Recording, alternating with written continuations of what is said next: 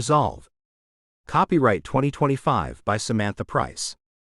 All rights reserved. Chapter 1. Trust sat at her regular cafe, eating breakfast while thinking about the events of the past weeks. She had only heard from Jack a couple of times. The first was about Castle escaping from custody. She wasn't surprised.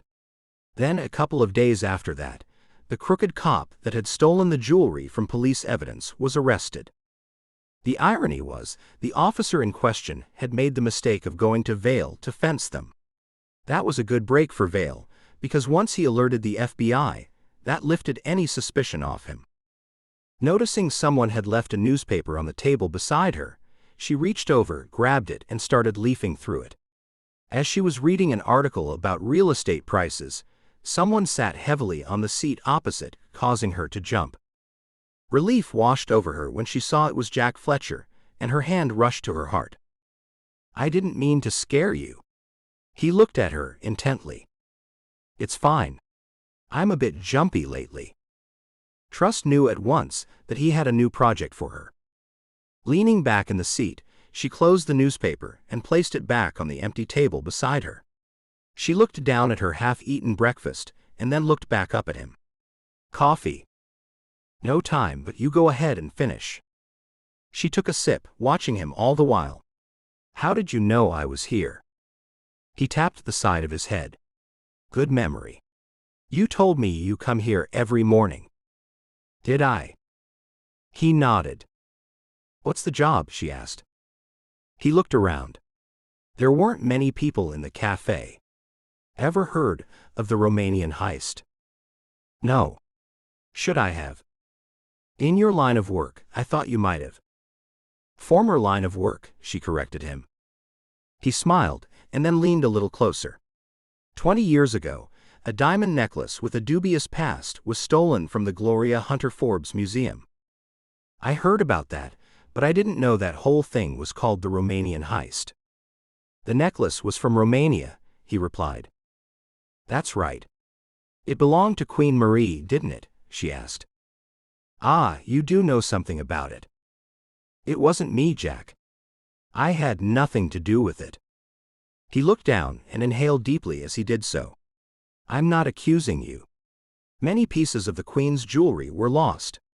In short, there's been a committee formed in Romania, and they're demanding the return of the necklace." "But it's been stolen." "I know that, but they are not acknowledging the theft." Trust thought about it for a moment. "So let's say the necklace hadn't been stolen. Who would own it?" "Gloria Hunter Forbes bought it from a private collector, not knowing it was stolen or lost. I remember reading that after Gloria died, she willed it to her own museum. I'm not sure who would own it. Some say Gloria would have had legal ownership if she'd had no knowledge of it being stolen. Others say too bad, it wouldn't be legal ownership if it had been stolen." And back to my original question, how can this committee expect it to be returned if it's been stolen? Trust asked. "The Romanian committee has investigators poking around. They believe there's been a cover-up involving the museum itself. With the value of the necklace and the provenance, it'd be hard to put a price on it. It'd be worth millions." Millions. Now he had Trust's interest. "What do you want me to do?" "This committee is made up of some of the Romanian royal family and historians, and they're putting pressure on our government to return the necklace. They want to feature the piece in their national museum, along with other items from Queen Marie that have been returned from other places around the world." Trust rubbed her chin as she thought about it more. "You want me to find a necklace that was stolen 20 years ago? And if I just happen to find it, what do I do? Steal it back?" "Correct. If need be." Trust sat back in her chair. The FBI was asking her to steal? I'm sure it would have been pulled apart and the stones recut and then sold on. He shook his head. There was a target on it. When it was taken, nothing else in the museum was stolen. Seems the thief only wanted that necklace. Someone put in an order for it. That's got to be it. I must warn you, They didn't have great security back then. They relied heavily on their guards. It was 20 years ago. Security cameras? They only had cameras outside the museum. 20 years ago is not that long ago. What happens if we're able to get the necklace back? Will the government hand it over to Romania? He shrugged. I haven't been told. My orders are plain and simple. Retrieve the necklace. When do we start? He glanced at his watch. I'll see you in my office in an hour. He got up and left without saying goodbye. He didn't even ask if she was available. Trust spread some cream cheese over the last piece of bagel. He just assumed she'd drop everything for this case. Then again, she really didn't have a choice. The FBI practically owned her now. Her mind ticked over on how she'd handle everything and where to start. Whoever was in possession of the Queen Marie necklace was not going to leave it lying around in their underwear drawer. That was the real reason Jack wanted her for the job. She'd have to steal it. At least she'd be on the right side of the law this time. Her phone sounded, and she picked it up. It was a text from Jack. I forgot to mention, we've only got 3 days to do this. What? Trust said aloud. Chapter 2. Trust was just pulling on her suit jacket when her phone buzzed. She glanced at the screen, seeing her sister Serenity's name, and hesitated for just a moment before answering. As much as she loved her sister, she was already running behind schedule for her meeting at FBI headquarters. This better be quick, she said, wedging the phone between her ear and shoulder as she searched for her car keys. I've got 2 important things to tell you, Serenity replied, her voice carrying that hint of excitement that usually meant she'd been doing more digging into family matters. Trust found her keys under yesterday's mail. I'm heading out the door to a meeting, so make it fast. Okay, so first thing, I was talking to Silas about Uncle Pete, trying to figure out what happened to him. Serenity paused, probably for dramatic effect. Silas didn't know anything himself, but he suggested I go back and talk to Eddie and Elsa May again. Trust locked her apartment door, thinking about the 2 elderly ladies from her old Amish community. Those 2 were like living time capsules of everybody's family history, though getting straight information from them was like trying to separate cream from milk with a fork. And? Well, Eddie accidentally let something slip. It's about the name he goes by now. Trust stopped halfway down the hallway. He changed his name. A dozen possibilities raced through her mind, none of them good. That could mean he has a criminal past. Not necessarily, Serenity countered. Trust jabbed the elevator button with more force than necessary. Well, everyone's disowned him like they have me, so he must have done something. What's the name? Something starting with D, Serenity said. Is that it? Trust couldn't keep the disappointment from her voice as she stepped into the elevator. I thought it was a good lead, Serenity said, sounding deflated. Trust sighed, watching the floor numbers tick down. It narrows the search down to a few million people. And was the D name a first or last name? I'm joking. I've got more info. After Eddie said it was a name starting with D, Elsa May said it wasn't Douglas. Then Eddie glared at her. Trust couldn't help but laugh. Those 2 old ladies were like a comedy routine sometimes. So Eddie tries to be mysterious with just the letter D, and then Elsa May immediately blurts out what it isn't. Classic. She shook her head, still chuckling as she stepped out of the elevator, her heels clicking against the marble floor of her building's lobby. I guess that narrows the search, but do you have a location, or did you find out anything else? No, but Silas is asking his older relatives. His family has been in the community for as long as our family. Trust pushed through the revolving door into the crisp morning air. Okay, let me know if you find out anything. Find out anything else, Serenity corrected her, the smile evident in her voice. Trust smiled at their back and forth. Let's not become like Eddie and Elsa May when we get old, okay? Serenity laughed. Deal. What else? You said there were 2 things. Trust unlocked her car, sliding into the driver's seat. Ah yes. Serenity's voice took on that wheedling tone that Trust knew all too well. We've got a big charity auction coming up soon. I really want you to come. Just say hello to Ma'am and Dad. Mammy will be there too. She won't last forever. Trust's hands tightened on the steering wheel as memories flooded back, her grandmother's stern face, the cutting words, the way she'd used scripture like a weapon. The constant reminders of how Trust was failing to live up to their family's standards, how she was bringing shame to their name. Even now, years later, those wounds felt fresh. I definitely won't be going to that. But Trust. No. Trust cut her off firmly. Do you need a reminder of what shunned means? They all want nothing to do with me. Serenity sighed, heavily. They're still our family. Mammy's getting older and I just thought, maybe it's time to try to heal some of these wounds. Heal the wounds? Trust let out a bitter laugh. Serenity, they're the ones who created the wounds and they don't care. They're the ones who decided that because I wouldn't conform to their narrow view, I wasn't worthy of being part of the family anymore. They made their choice. People can change, Serenity said softly. Look at me.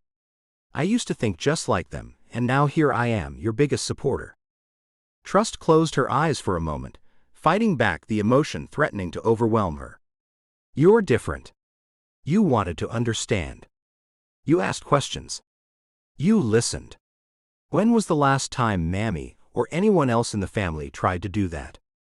There was a long pause on the other end of the line. I just miss having my sister there for family events, Serenity finally said. I miss it too, but I can't go back there and pretend everything's okay. I can't sit there and smile while they judge me, while they whisper about how I've strayed from the path. I've built a life, and I'm doing good work, Serenity. If they can't accept that, then that's their loss. She glanced at the clock on her dashboard. Look, I really have to go. I'm already late for my meeting. Okay, Serenity said, clearly trying to hide her disappointment. But think about what I said. About Mammy. I'll think about it, Trust said, knowing she wouldn't. Some doors were better left closed. And let me know if you find out anything else about Uncle Pete. A first name isn't much, but it's more than we had before. I will. Love you, sister dear. Love you too. Trust ended the call and sat for a moment in her car, trying to center herself. She couldn't let family drama distract her from work. She had a major case briefing in less than 30 minutes, and she needed to be focused. Still, as she pulled into the morning traffic, her mind kept circling back to Uncle Pete. What had he done that was so terrible? And why did he change his name? She shook her head, pushing the thoughts aside. She had more immediate concerns right now. The mysteries of Uncle Pete or Douglas, or whatever he called himself these days, would have to wait. Chapter 3. Within an hour, Trust sat in front of Jack in his office. She'd only just had enough time to get home and exchange her casual clothes for something more businesslike. I'll start at the beginning, Jack said. He sat behind his desk, leaning forward slightly. During the First World War, Queen Marie sent boxes of her jewelry to Russia for safekeeping. Then the Russian Revolution happened, and? That was a big mistake, Trust interrupted. Didn't they see the revolution coming? Apparently not. The jewels were never seen again. What happened to the missing pieces is unclear. Now some descendants of Queen Marie, members of the Romanov family, want everything back. Although they aren't in power, they do hold a prominent place, socially and politically. They know the museum has the necklace. Or rather, had the necklace. It was traced there years ago. And you said they don't care that the piece has been stolen from the museum here, and they're telling our government they want it back? Trust asked. Worse than that. They don't believe it was ever stolen. What I didn't have time to tell you was, it was all in the timing of the theft. This is the part that gets highly suspicious. The necklace was stolen just days after the museum received a letter from one of Queen Marie's direct heirs, requesting the necklace be returned to Romania. Now it made sense to Trust why they didn't believe it was stolen. It sounded like the museum had hidden it to avoid the aggravation of negotiating over the necklace and a possible lawsuit. That's why the FBI is involved. They don't want to upset Romania? Trust asked. Jack raised his eyebrows, indicating she wasn't to ask questions. That, or he didn't know the answer himself. Maybe the answer was above her security clearance. Trust repeated what Jack had just told her. So the necklace was stolen shortly after the museum got this letter? Correct. And then what happened? Trust asked. Nothing. They never found it. There was a police investigation. I've been up all night reading the file. He glanced at a couple of cardboard boxes on the floor next to his desk. That's the file. Yes. And that's where we must begin our investigation. I'm led to believe the museum didn't hear any more about anyone wanting the item back until they got the second piece of correspondence recently. A committee was set up to retrieve all Queen Marie's jewels, and that's who sent the second letter. How are we supposed to do this in 3 days? Trust asked. One step at a time. We'll start at the museum. Did you do any work on it before today? Do you know where the security guards that worked there 20 years ago are? Trust asked. His lips twitched. They're still there. Really? Yes. Believe it or not. I'm told it's a friendly environment, and people don't want to leave. These men were in their 20s at the time of the robbery, so they're not that old now. That's unusual to have all the security guards be so young, don't you think? Normally, there's a range of age groups. It's also odd that they all still work there, Trust said. Let's just talk to them and see what they have to say. Okay. I'm ready whenever you are. I can't wait to see where they kept the necklace. At the museum, Trust and Jack met the director, Paul Tallman, in his office. Trust couldn't help noticing his handshake was cold and limp. He seemed more like a funeral director from a horror movie. I've organized an emergency board meeting. After that, you can talk to all our staff members on the security team, Paul said. Thank you for that. You've been very helpful. You were here when the robbery took place? Jack asked. I wasn't on the premises that night. The morning after the robbery, I was alerted by one of the guards that he couldn't get in. I called some of the guards on duty and they didn't respond, so I called 911. The museum had no CCTV cameras at all. Trust asked. He shook his head. Not at that time. We weren't very financially stable back then. We had 4 cameras outside the museum, but none inside. We did take other precautions. Like what? Jack asked. We had motion detectors in the room where the necklace was kept. It would sound an alarm inside the museum. Why no cameras inside? Was cost the only issue? Trust asked. Yes. The board thought it would be too expensive. The building needed significant repairs, so they took precedence over the internal cameras. What about other security measures? Jack asked. There's an emergency button under the front desk, so the guard can summon the police. And that's it? Trust asked. Paul nodded. From research, I found out that back then, in similar museums in the city, night security guards placed hourly phone calls to the police to let them know everything was okay. You had nothing like that in place here? Trust asked. Nothing. Paul shook his head. Can I ask why all the security guards were so young back then? Trust pressed. Money, I'm afraid. The more experienced guards demanded a higher salary. Our guards got paid very little. The museum didn't even have an insurance policy. That's how bad things were. Slowly, we've gotten more financial support through grants and donations. Today, we're in a much better financial position. Can we see where the necklace was kept? Jack asked. Certainly. Jack and Trust followed Paul out of the small office and down a hallway. The building used to be a fire station. Gloria bought it in the 20s and renovated it and combined it with the building next door. Trust looked up at the high ornate ceilings and the fancy wood paneling. The renovation must have cost a fortune even in those days. It did, but sadly it's also cost a fortune in upkeep over the years, Paul said. They walked through the main gallery and through another 2 rooms until they came to a smaller room. This is where the necklace was kept. Paul stood in front of a glass case in the middle of the floor, which now housed an elaborate emerald and diamond necklace. They smashed the glass and took the necklace. It was bulletproof glass. We thought we were pretty secure. So none of the other items were stolen that night, nothing? Trust asked. He shook his head. Not one other item was taken.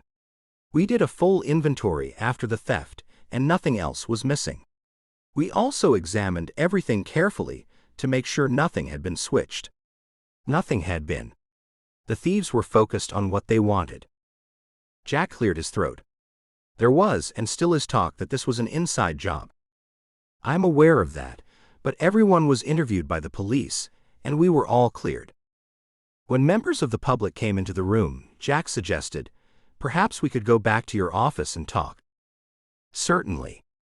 Once they were back in the small office, Jack said, I believe that just before the robbery, the museum got a formal letter from Romania requesting the return of the necklace. Do you think they were the ones who stole it? Paul asked. Jack shook his head. No. They possibly assumed that the museum took it off display, so they wouldn't have to return it. I see. Paul pushed his glasses up higher on his nose. Why now? The Romanians were quiet for years, so why now? Jack shrugged.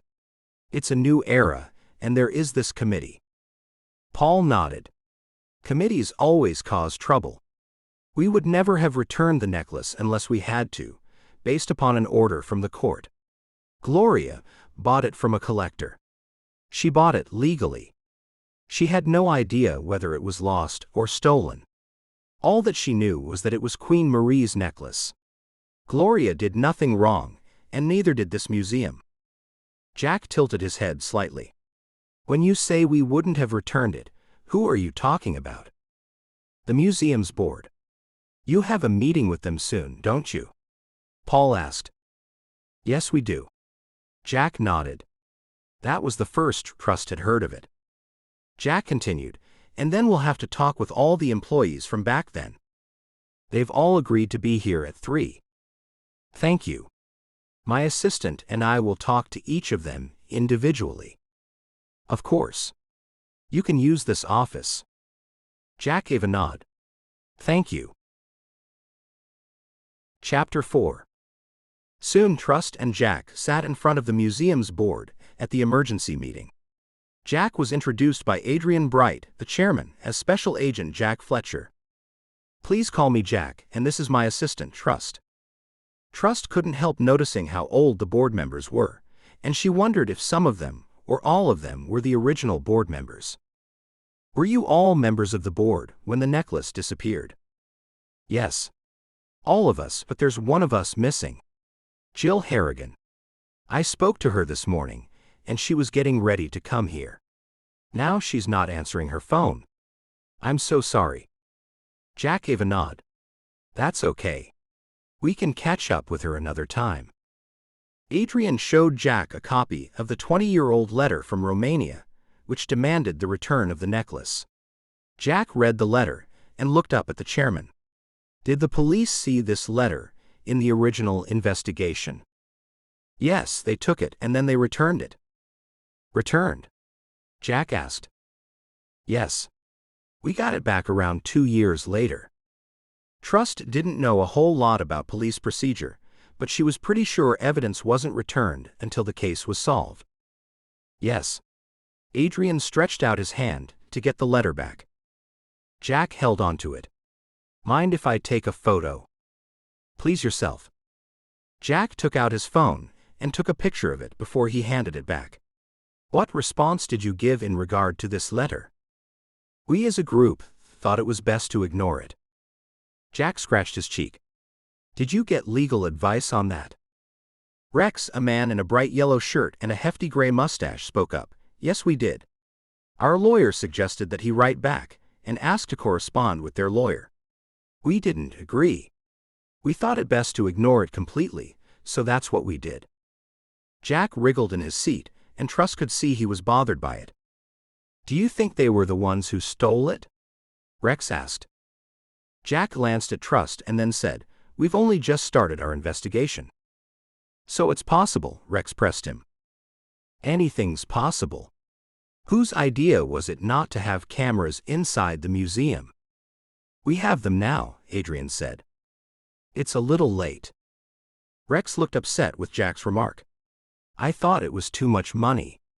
We had the security guards inside. The main thing we needed were the cameras outside, so we could see who was coming in. If they don't come in, they can't steal anything. As you know, the robbers destroyed the footage from the night the necklace was stolen. Do any of you have any theories about the necklace, either how it was stolen or who stole it? Rex spoke first. The thing I'm interested in is why after all this time they're demanding the necklace back. We heard nothing from them for 20 years. Adrian agreed, that's true. We only got one letter from them, and then nothing for years. There's a new committee formed, and the museum in Romania wants to showcase all of Queen Marie's jewels, Jack said. Why are they asking us when they should have heard it's been stolen? Another committee member asked. Jack leaned back in his chair. Perhaps they don't believe it was stolen. Adrian's mouth fell open. I'm not sure what you're getting at. Jack explained, they most likely think that the theft was nothing more than a hoax so you wouldn't have to return it. That's preposterous, Adrian spat out. Rex shook his head. Absurd. Why would we do that? Then we wouldn't be able to exhibit it. Scott Arden, the treasurer, said, Our foot traffic did increase after all the publicity about the robbery. Our revenue improved, and we also caught the attention of some wealthy people who donated money to keep us going. Rex narrowed his eyes at Scott. So you're saying you're glad the necklace was stolen? Not exactly, but where would we be now if it hadn't happened? Sure, I'd like the necklace back. Do you think you could get our necklace back for us? Scott stared at Jack. We'll try. If you're successful, does that mean we'll have to hand it over to the Romanians? Rex asked. I'm not sure we'd all agree with doing that. Me either, Adrian said. I'm sure none of us would agree. Jack shook his head just slightly. Then we shall worry about that when the time comes. There's a chance that no one will ever see the necklace again. It could have been broken up, and the diamonds sold. Rex gasped. I hope that didn't happen. That would be a piece of history, lost forever. We have to prepare for every possibility. Thank you for doing this for us, Mr. Fletcher. We'll be very grateful for anything you can find out, Scott said. I don't know why they waited this long to get the FBI involved. The police came up with nothing, and then they stopped contacting us. Anytime we got in touch with the lead detective on the case, he just said the case was still open and Rex suddenly stopped. Adrian carried on. They basically told us that it was a low priority and they had much more important things to do. Rex's lips wobbled. I'm only glad that Gloria wasn't here to see her precious necklace get stolen. If any one of you thinks of anything, please give me a call. Anything, no matter how small a detail you think it is. Jack passed each one of them his business card. We will, Adrian assured him. Thanks for meeting with us today. Jack stood up and so did Trust. Of course. It's important, Jack said. Where do you go from here? Adrian asked. We'll be talking to all the employees from back then. Your director is organizing that for us. Rex nodded. Good idea. Adrian took out a white handkerchief and dabbed sweat off his forehead. Do you think one of them was involved? They're loyal and trusted employees. They've all been here for years. We're just interested to hear what they've got to say. Maybe they have information that could be a vital clue. Or maybe one of them will remember something important. Is there anything else you'd like to know? Rex asked. Jack shook his head. We have enough to go on for now. Adrian handed him a sheet of paper. This is a list of all our phone numbers, just in case you need to ask anything. Thank you. Trust took the piece of paper and placed it in her briefcase. Then Adrian showed them out of the room. What do you think about that? Trust asked Jack. He scratched the back of his neck. Odd that the police would give evidence back. That's what I thought, and I also could see you thought it was strange that they never responded to the letter they got from Romania. Yes. I found that quite surprising. They should have taken up their lawyer's suggestion and had him sorted out. No good hiding away from something like that. And the timing of the thing was strange, with the necklace disappearing soon after. Do you believe in coincidences? I don't. Jack said, maybe someone working here heard about the letter and decided they had to make the move or the necklace might be gone. That goes back to my original question. If someone was stealing the necklace, why not take a few other things? At least then it would look like a real robbery. No. I'm leaning more and more towards it being a collector. Jack nodded. Me too. I've got a few people looking at auction records, so we'll know the top people with a penchant for royal jewels. Meanwhile, we'll see what the security guards have to say. When are we talking with them? Jack looked at his watch. In an hour and a half. If it's okay with you, I'll slip away and ask some people some questions. People? Yes. My people. People who were my people. Jack grinned. I like the sound of that. I hope you find out something. Don't be late coming back. I want you to sit in on the interviews. Yes, I want to be there too. I'll meet you back here in plenty of time. He gave a nod. Chapter 5. 20 minutes later, Trust found herself in front of Merrick Vale. She didn't trust him one bit, but he always knew what was going on. He had been the main person she used to move the stolen jewelry and diamonds. Vale was the perfect example of someone hiding in plain sight. He owned 2 luxury jewelry stores and was a well-respected member of society. This is an unexpected surprise. You're looking good. Vale looked her up and down. Going on the straight and narrow must be the thing for you. She shrugged her shoulders.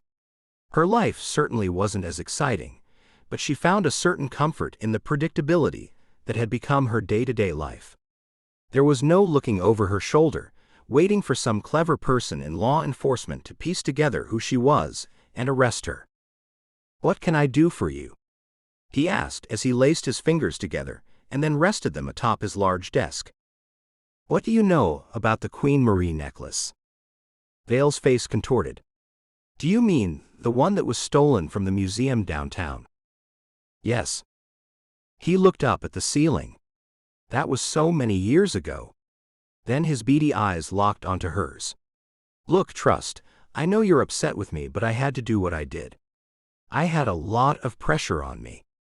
I might have gotten killed, and then they would have killed my family. I'm determined to make it up to you. Tell me what you want. For Trust, it was too little, too late. She'd never fully trust him again, but to get further on this case, she had to work with him. I want to find out what happened to the necklace.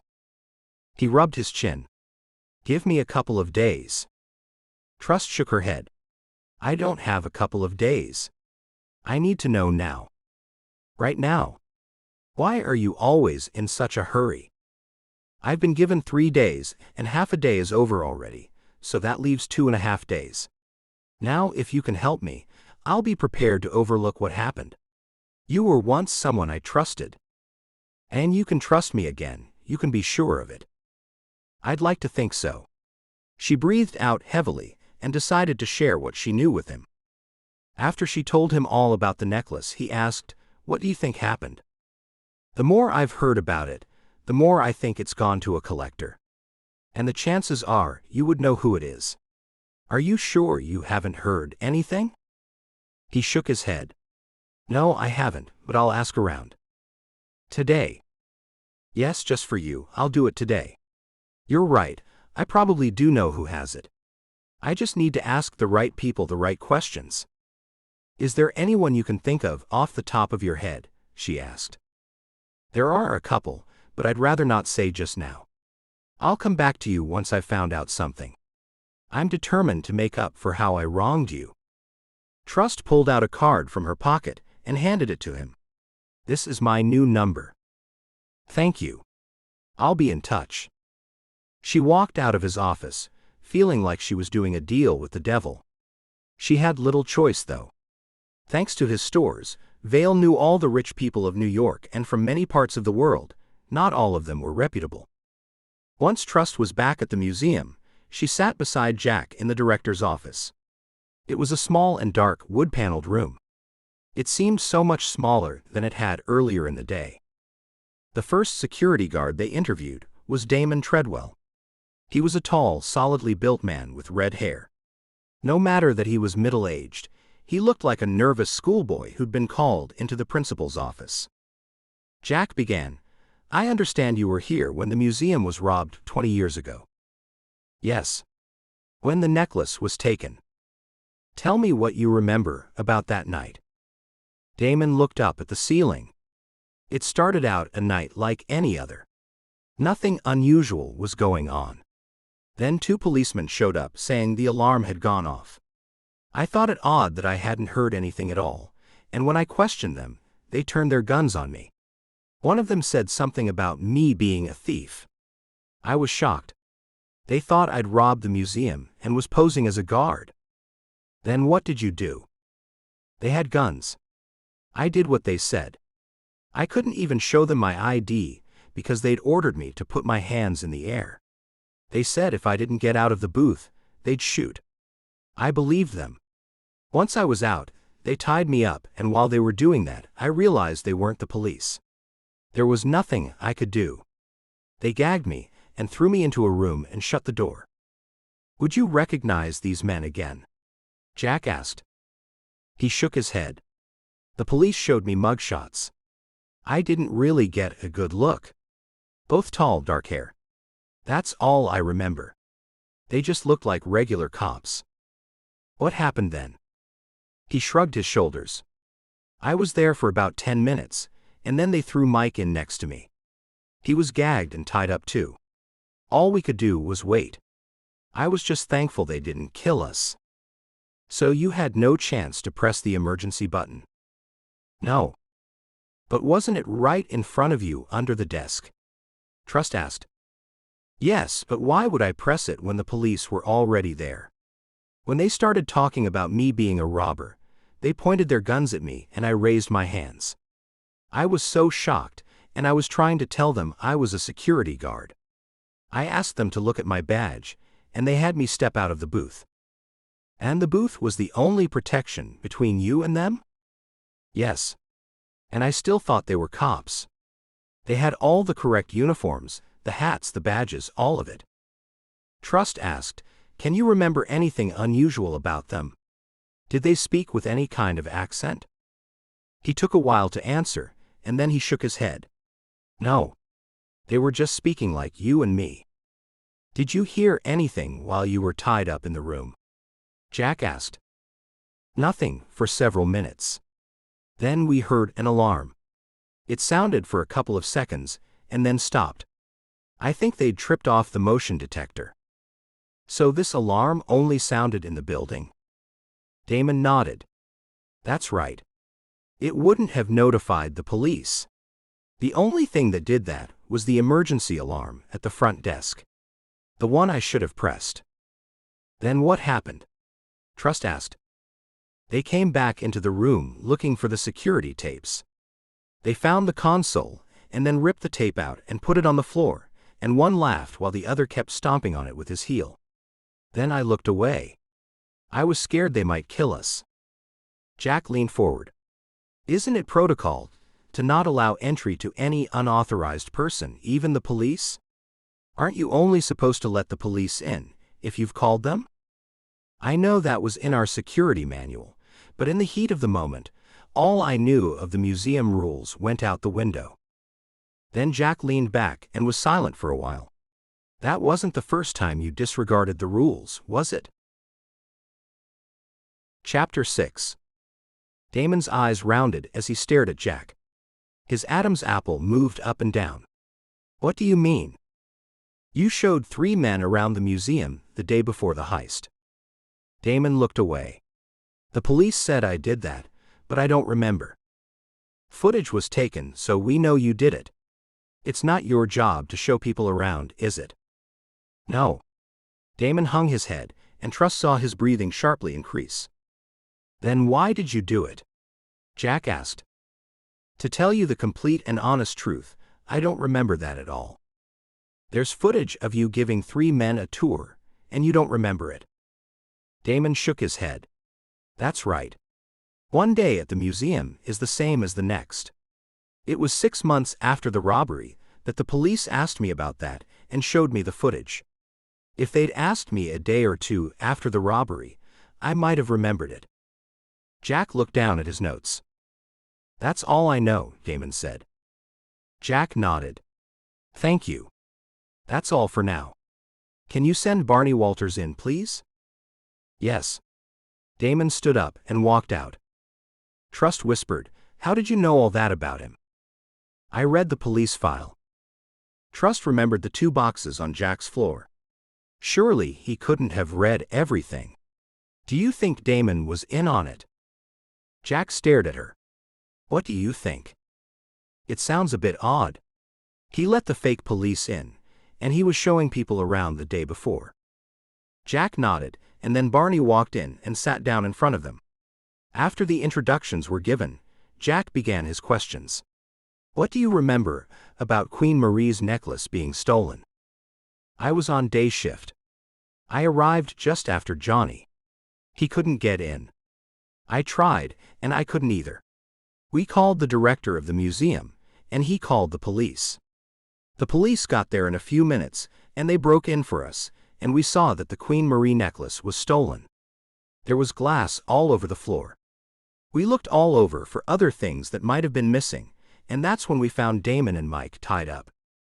You didn't put the jewelry in a safe at night? Trust asked. No. We didn't have much jewelry. And we only had a small safe for cash. Not that we ever had much cash back then. Jack tipped his head to the side. Seems strange that something of such high value was never put in a safe. The board must have thought it was safe enough with all the security guards and the outside cameras that we had at that time. We also had motion detectors.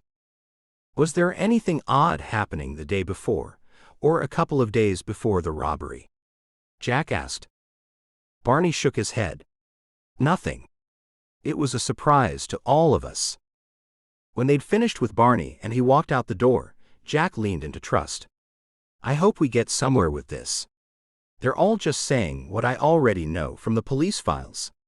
Did you get any information when you went out? I have someone getting back to me. I'm sure he'll find out something. Good, because it looks like we're going to need all the help we can get. I can't get out of my mind that Damon showed people around the day before. That is odd. Would have been useful if the police had asked him about that closer to the robbery, rather than 6 months later. In the middle of interviewing the next guard, Trust's phone rang. She looked down and saw it was Vale. She excused herself and took the call outside the office. Hi. It was your old friend. What's my old friend? Trust had no idea what he was talking about. Ryan Castle. She looked around so no one would hear what she was about to say. You think Ryan Castle took the necklace? He would have been a teenager back then. My sources tell me he's involved. How? He's 1 step ahead of you all the way, Trust. Trust rolled her eyes. She still hadn't gotten over how Ryan had double-crossed her and taken a bunch of diamonds under her nose. Not only that, but he also left her to drown in a car after he drove off a bridge to get away from the police. It doesn't make sense that he's involved. It happened so long ago. I suppose you know he's working with the Shadows, the group who focuses on stealing stolen goods. Yes. So what are you saying? Trust asked. I'm saying they've got the necklace now. Trust was amazed to hear it. Since when? Just tell me everything, would you? You know I'm strapped for time. Every second counts. Since they heard the FBI were coming after it, they stole it from one of the members of the board. She had it in her safe. Trust remembered the board members saying that one of the members didn't show today. And she wasn't answering her phone. Jill. Hang on. I've written it down. Yes, Jill Harrigan. She was the one who hadn't come to see them today. Trust was pleased she had a lead, but not happy that it involved Castle. What else? Well, I'm told she had it in her safe at her home, and now your old boyfriend has it. Shivers ran down Trust's spine. Could she believe that Ryan and the Shadows had the necklace, and that they only got it today? Are you sure about this? When have I ever been wrong? She thought about that for a moment. He'd never been wrong unless he'd been lying. Now the necklace was even further out of reach. But the worry was, how were they going to get it back? Ryan had already tried to kill her 3 times. But how did he learn the FBI was after the necklace? Was Ryan using the necklace as bait, so she would come to him? Was Ryan setting this up as a big trap to kill her? That would be the kind of thing he'd do. He wouldn't shoot her on the street, or while she was running in the park. He'd be the kind of person to make a big production out of it. He'd rub it in that he had outsmarted her. Chapter 7. When she didn't go back into the room, Jack came out to find her. He found her sitting on one of the chairs in the museum. She'd already finished her call with Vale. What's happened? He asked. She looked up at him and just shook her head, so he sat down next to her and waited for her to speak. One of my contacts told me that Jill has the necklace, the board member who wasn't here today. Well, she had it, but now I'm told the Shadows have it and Ryan Castle is in with them, and I don't even know if that's true. When did they steal it from Jill? I'm told it just happened. Should we get a warrant and go to Jill's house? He shook his head. No time. We'll just go there and ask questions. How does your contact know this? I'm not sure. Jack made a call and got Jill's address. Then he made another call to see if a robbery had been reported. It hadn't. He looked down at Trust. Let's go. She hasn't reported it, and that's not surprising. We just have to hope that she'll tell us the truth. He stood up and put out his hand. You okay? She nodded and put her hand in his. Once she was on her feet, she said, Jack, what if this is all just a big trap from Ryan to kill me? He's statistically getting closer to it. He's tried so many times. It's only a matter of. Jack shook his head. I don't think so. It's only natural they'd want to get their hands on that necklace. Maybe so, but why now after all this time? I thought it funny that my informant told me they found out the FBI was investigating the necklace's disappearance. Now, after all this time, it gets stolen. That's interesting. Maybe there's a leak somewhere. That's something else we'll have to find out. They arrived at Jill's 3-level brownstone townhouse in Brooklyn to see it surrounded by police tape. What's going on? Trust asked. Let's find out. Jack got out of the car and strode toward one of the officers that was holding onlookers back. Jack showed him his badge. FBI, and she's with me, he said, nodding toward Trust. The officer allowed them through. When they walked through the grand hallway, they followed the noise until they got to a large sitting room. On the floor, surrounded by an evidence collection team, was a woman of around 60. A knot formed in Trust's stomach. Had Ryan only stolen the necklace today? Is that Jill? Trust whispered to Jack. Stay here, Jack told her. Not a problem. Trust didn't want to get any closer. It was obvious Jill had been shot. Keeping herself from looking at the gruesome sight, Trust noticed a broken lamp on the floor and a chair had been knocked over. It seemed Jill was trying to get away from her attacker or attackers. These people weren't just thieves, they were cold-blooded killers. A few minutes later, Jack came up beside her. It's definitely Jill Harrigan. It seems she was killed in the middle of a break-in. There's an open safe in the study next door. Jack started walking and Trust followed. Vale had been right. An officer was dusting the wall safe for fingerprints, while another officer was packing up Jill's computer. Trust wished they'd gotten there sooner, and they might have been able to save her. Trust turned her attention to the computer. She needed to know what was on it. Hopefully Jack would find out. While Jack was talking to the officer about them sharing information, Trust noticed something on the office chair. It was tucked behind a cushion, barely visible. When she got closer, she was sure it was a cell phone. With Jack talking to the officer, Trust quickly reached down and put it in her coat pocket. "Who found her?" Trust asked the detective. "The cleaner. We've already questioned her." Then the detective turned to Jack. "We'll send the information over to you.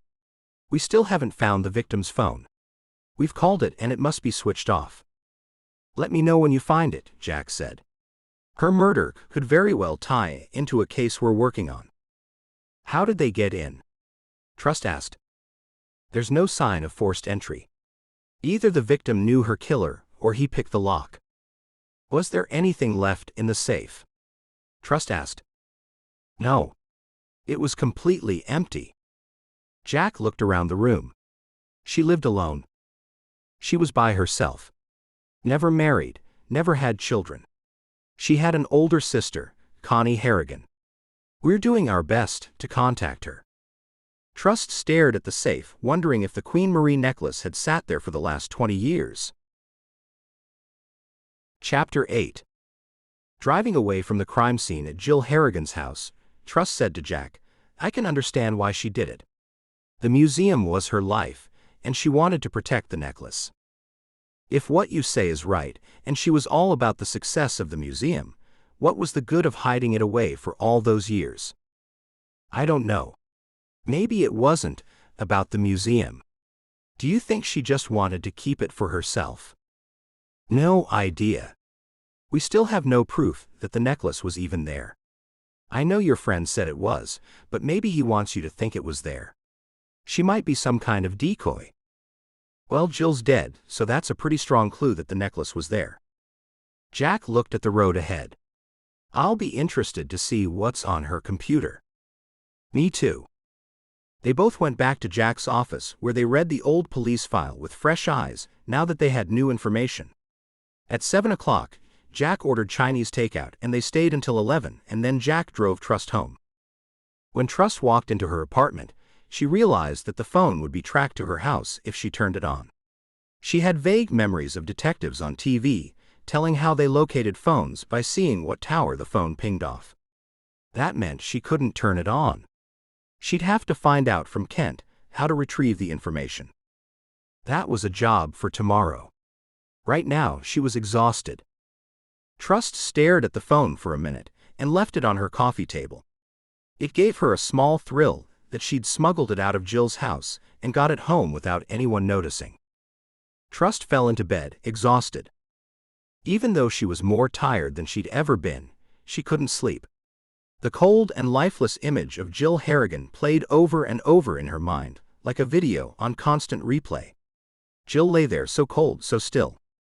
What was even more chilling was the question she'd had in the back of her mind since she'd seen Jill on the floor. Would she be found like Jill someday soon? Would her body be spread out on the floor of her apartment for a stranger to find? Then the police would refer to her as the victim. Every time Trust glanced at her bedside clock, she was reminded that she had to be at Jack's office at 8 in the morning. Now it was 2 in the morning. She grabbed the remote control of the room's heating system and turned it off. Maybe if it was cold, she'd sleep better. Just as she was drifting off to sleep, she heard a noise. She opened her eyes. Had she really heard a noise, or was her mind playing tricks on her? Just when she was trying to figure it out, she heard a click. She knew she wasn't dreaming. It was a definite noise. It came from the living room. Half asleep, she got to her feet. She didn't have a weapon, and that was what she needed. She quietly opened her bedside drawer and pulled out a pair of scissors and made her way to the closed bedroom door. She opened the door as slowly as she could. Her body froze to the spot when she saw an outline of a masked black figure leaning over the coffee table. She feared for her life. Then in a flash, she realized the intruder was leaning over Jill's phone. If he turned it on, that would flag her location. Jack Fletcher would find out she'd stolen the phone. She'd lose Jack's trust. Worse, she could end up back in prison. Instincts took over, and she rushed at the intruder with the scissors raised, yelling at him to get out. He jumped back and held up his arm. She brought the scissors down hard. The blades pierced the jacket, and she felt the sharp metal sink into his flesh. He swung around and pushed her hard. She was catapulted back and landed against the wall. Winded, her body slid to the floor. Summoning all her strength and gasping in air, she scrambled over toward the phone. She lunged at it, but he beat her to it. At that moment, she knew it was useless even if she'd gotten the phone. She couldn't overpower him. He turned toward her as he reached into his jacket and pulled out a gun. Staring down the barrel of the gun, she backed away. She opened her mouth to tell him not to shoot. She'd beg for her life if she had to. Her voice wouldn't work. Nothing came out. She held up her hands in front of her face while shaking her head, telling him in the only way she could, no. Don't do it. Then he turned away and ran for the door. Trust sank to the floor and cried from sheer relief. A moment later, she ran over and locked the door. Then she pushed a heavy wooden side table against it. Her first thought was to call Jack, but then she'd have to tell him she'd taken the phone, and she couldn't do that. Trust went to her bedroom and locked that door too. She didn't get a sense that the intruder was Ryan Castle. Ryan would have killed her or gloated about getting the phone. He'd never have remained silent. Who could it have been, and who could have known she had the phone? Trust moved to her bed and hugged her knees to herself. She'd never felt more alone. Her only friends were Marty and Kent. Apart from them, she had no one who'd understand anything about her or what she'd been through. She'd call Kent tomorrow. Chapter 9. Trust managed to get a little sleep, and as soon as it was morning, she got up, pushed the table away from the door, unlocked it and examined the locks from the outside. There were small scratches around the two locks, scratches she knew weren't there before. Recently, the owners' co-op had decided to get security in the building. Kent would be able to hack into the building's security tapes, and hopefully she'd see the intruder on those. She went back into her bedroom, called her computer hacking friend and closest ally, Kent. It was a long conversation because she hadn't even told him she'd been given another assignment from the FBI. Once she'd brought him up to speed, she asked, "Who do you think would have known I had the phone?" It had to have been one of the people at the house. Maybe one of the investigators noticed you took it, and they tipped someone off. Trust sighed. I don't think anyone saw me. Maybe there was CCTV in the room, and someone figured it out. Possibly, but Jack didn't mention cameras.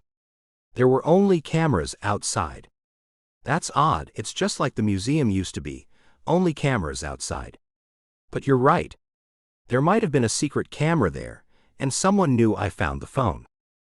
The man didn't say anything? Kent asked. What man? The man who broke into your apartment. Oh. Trust shook her head. Sorry, my brain is fuzzy with not enough sleep and too much thinking. Maybe you should have called the police. They could have found fingerprints. No. He was covered head to toe. He wouldn't have left a trace. I did manage to stab him with the scissors, but there's not a drop of blood in the apartment. I checked. You what? Trust had to hold the phone away from her ear. She'd avoided telling him that part. I stabbed him with scissors. That was all I had to defend myself. Kent continued, you took a risk doing that. You might have gotten yourself killed. I didn't think of that. I was just trying to protect myself, and the phone. What else was I going to do? Wait in the bedroom until he came and murdered me? I had to do something. Was it Ryan? No. I'm sure it wasn't. Ryan would have tried to kill me. The guy grunted when I stabbed him, and it didn't sound like Ryan. It seems the Romanians aren't the only ones after the necklace. If the shadows killed Jill to take the necklace, then they already have it, So the question is, who broke into your apartment? Someone wanted Jill's phone desperately. There must have been something on it. I agree, Trust said. Do you really think there might be another person after the necklace? I mean, besides the shadows and the Romanians? It's possible. You said it was worth millions. Yes, it is. I wonder who it could be. You said you went to see Vale. Do you think he's told someone about the necklace? He was the one who told me Jill had it. Yes, and he could have told someone else too. Then Jill turns up dead. I thought of that. And we both know that Vale can't be trusted.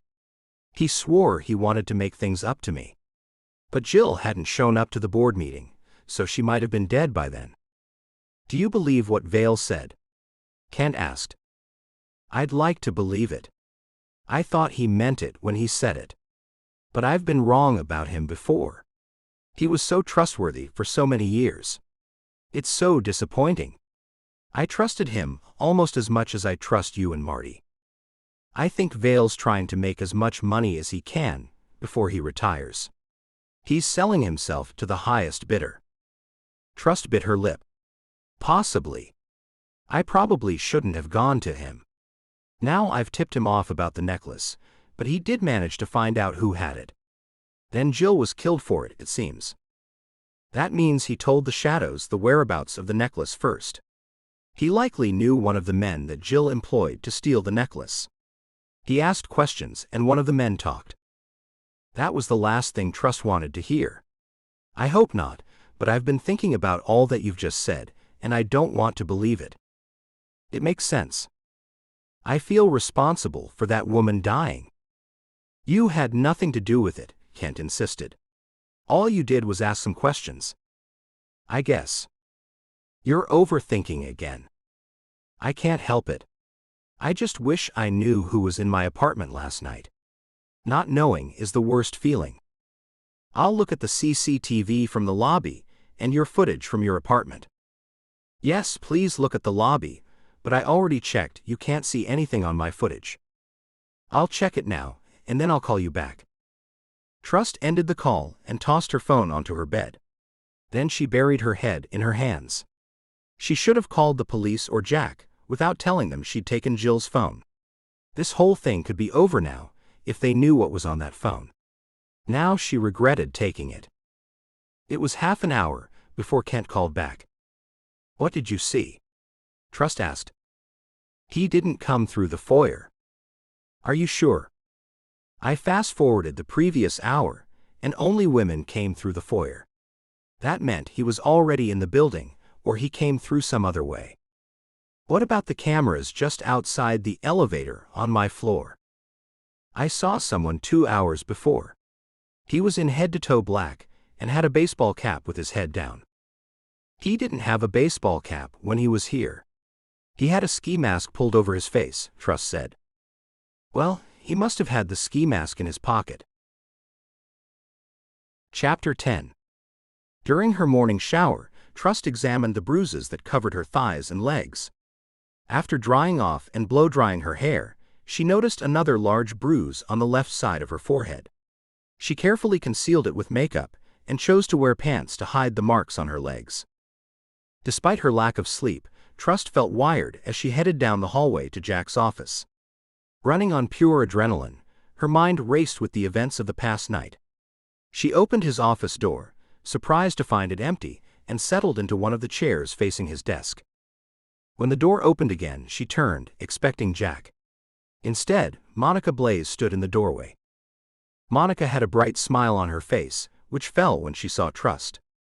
Oh, it's you. Trust gave a nod. Yes. I'm waiting for Jack. Got another case, have you? Monica asked. That's right. Monica rolled her eyes and walked further into the office. I suppose it's the necklace. I don't know if I can say. Jack walked in and then Monica spun around to face him.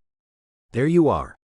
Trust was just telling me she's on the case of the Queen Marie necklace.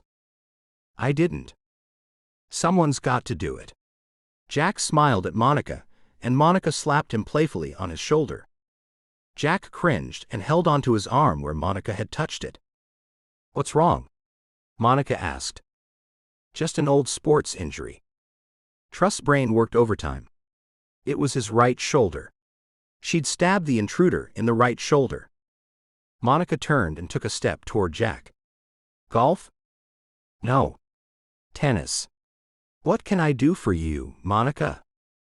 "I saw someone unauthorized walk into your office, so I thought I'd check who it was.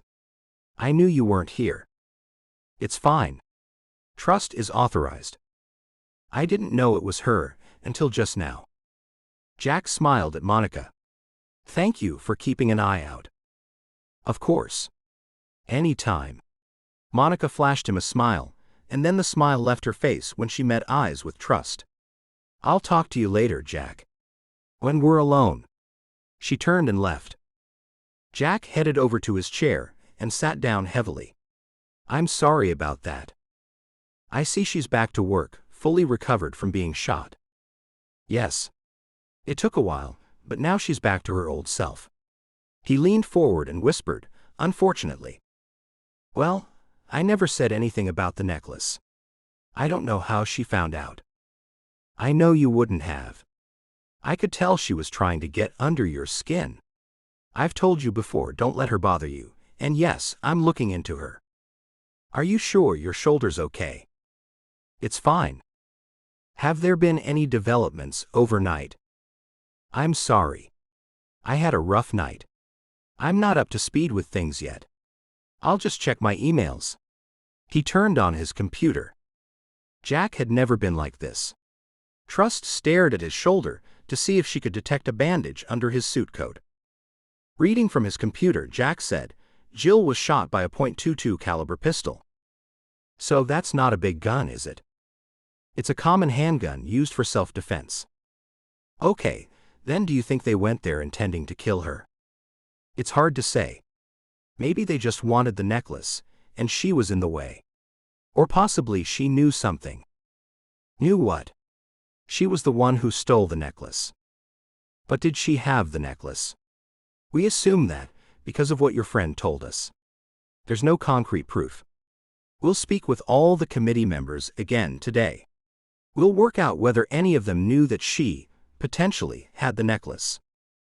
"Maybe I should go back and talk to my friend again." "The one who told you about Jill?" Jack asked. Trust nodded. "I was going to suggest that. I'd like you to sit in on the interviews today, but we've only got 2 days left." He stared at her. "Is that a bruise on your forehead?" Trust's hand instantly went to her forehead. She thought she'd covered it completely. "I walked into an open kitchen cupboard last night and woke up with a bruise. It's nothing." He frowned, and she wasn't sure whether he believed her. "Did they find any fingerprints in Jill's house?" "They did, but they're trying to work out whether they belong to the cleaner or close family members. There were no prints on the safe apart from Jill's." "That's understandable because they would have worn gloves. It's important, Trust, for both of us that we find that necklace." Trust nodded. "I mean it. I've gone out on a limb for you, not once but twice. They're closely watching the performance of both of us." Trust inhaled deeply. She had no idea her agreement with the FBI wouldn't be a permanent one. He was talking like they could go back on the agreement any minute. Trust stood up. "What about her computer? Did they find anything on that?" He looked at his computer and tapped a couple of keys. "They're still checking it. I'll see what I can find out from my end. Then I'll call you and see where you are." "Yes, do that, but be quick. I'd really like you to join me as soon as you can. We've got to get to the bottom of this." Jill was close with all the members of the museum's board. "Good. Hopefully, one of them will know something." "Exactly, and now she's dead, they might open their mouths and tell us exactly what they know." Chapter 11.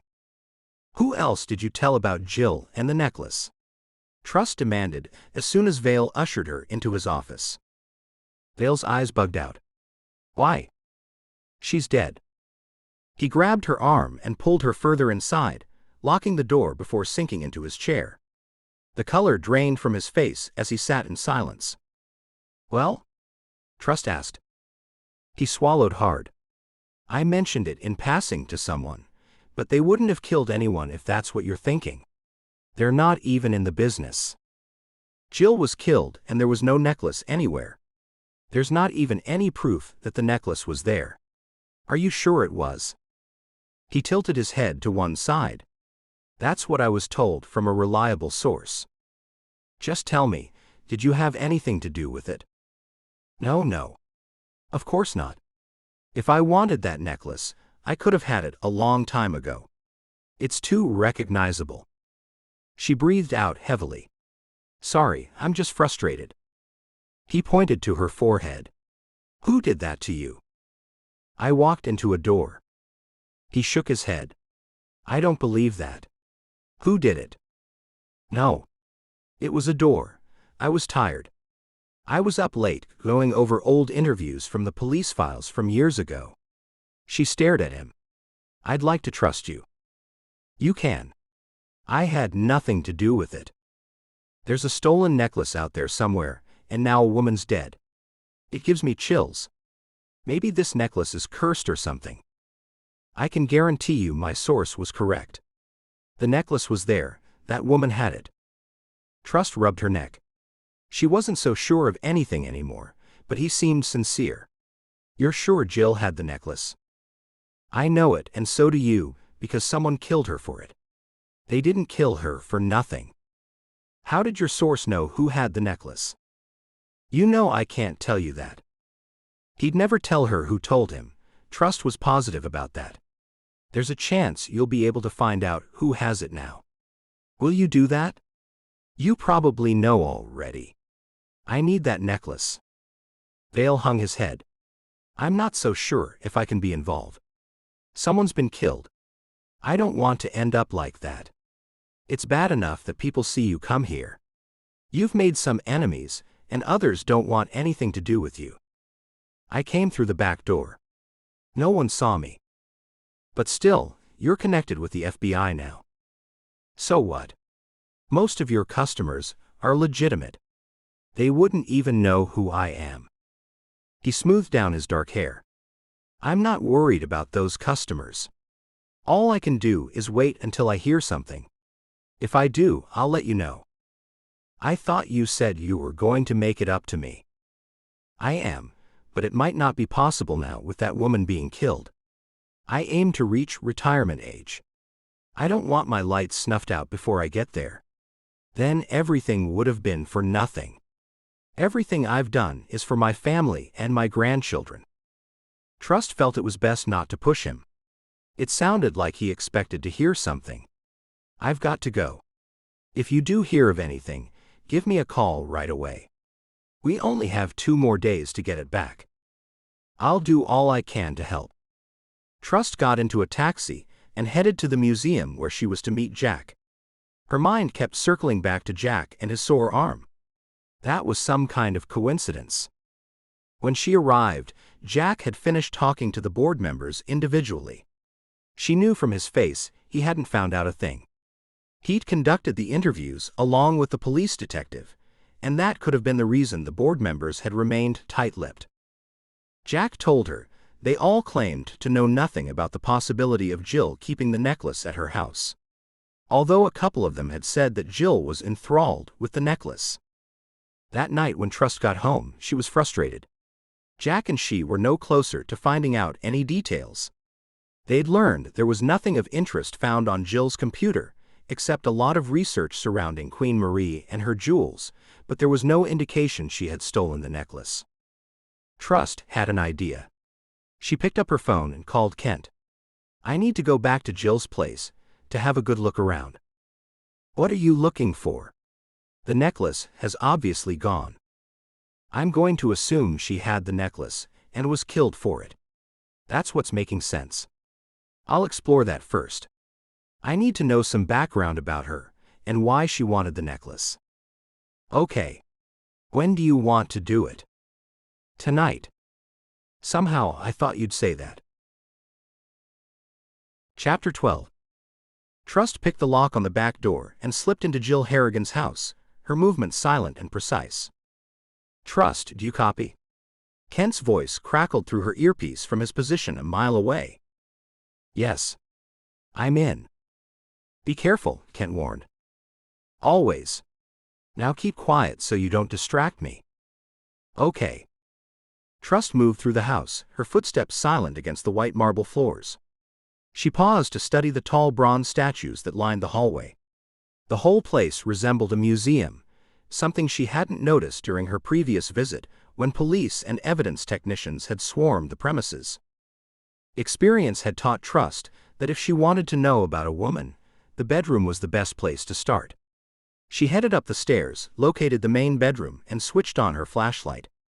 The walls were decorated with soft, muted pink and silver wallpaper. Trust ran her fingers over the surface, feeling its luxurious texture. "Must be expensive," she murmured to herself. "What's that?" Kent's voice interrupted her thoughts. "Never mind.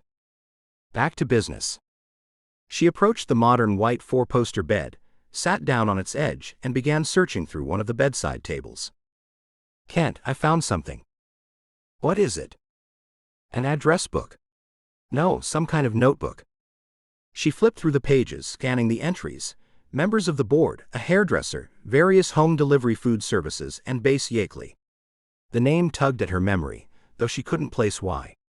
"Kent, look up Base Yakeley." "Okay." Trust continued examining the book while she waited.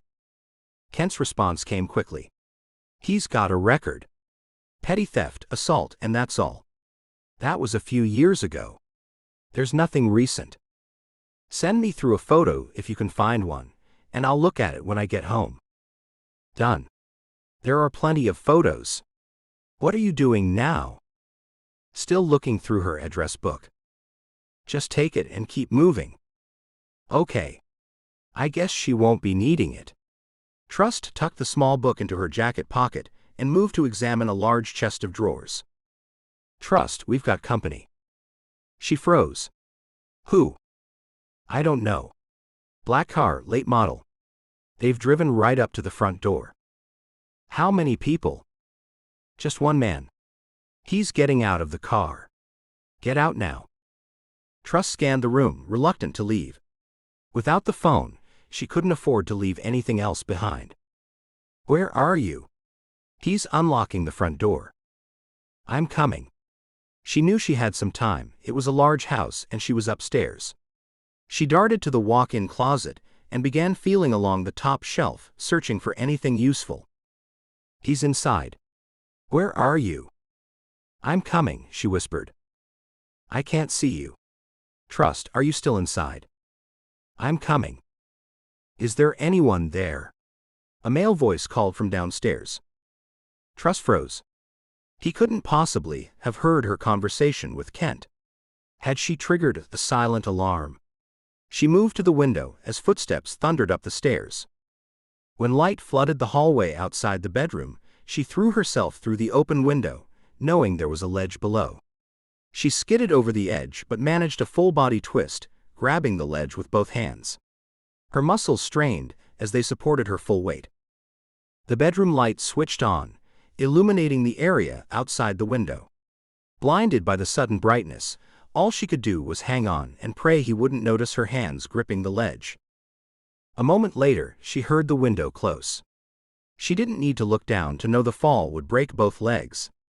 Using her upper body strength, she swung until she had enough momentum to hoist one leg over the ledge. Then she scrambled back to safety. Kent's voice crackled in her ear.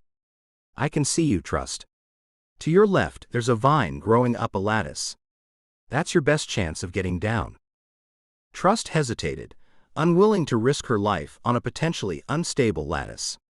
Maybe she could return inside once the man left. "Did you get a look at his face?" she asked Kent. "I zoomed in on him.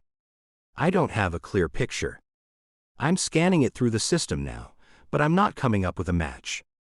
Trust examined the vine. She couldn't see any lattice beneath the thick growth. She doubted it would support her weight. "It's not going to work, Kent. I'm going back into the house." "No, don't." Wait until he leaves. Ignoring Kent's advice, Trust inched back toward the window. What are you doing? Kent demanded. I'm just looking. I don't know where he is. Careful he doesn't see you. She peered through the window at the exact moment the man rushed toward it. Their eyes locked. Trust had no choice but to lunge for the lattice. The window flew open as the man followed her out. Who are you? The man grabbed the vine and started climbing. Trust knew it wouldn't support them both, so she jumped to the ground as soon as she could. The lattice and vine came crashing down, bringing the man with them. He landed on his back with an almighty thud.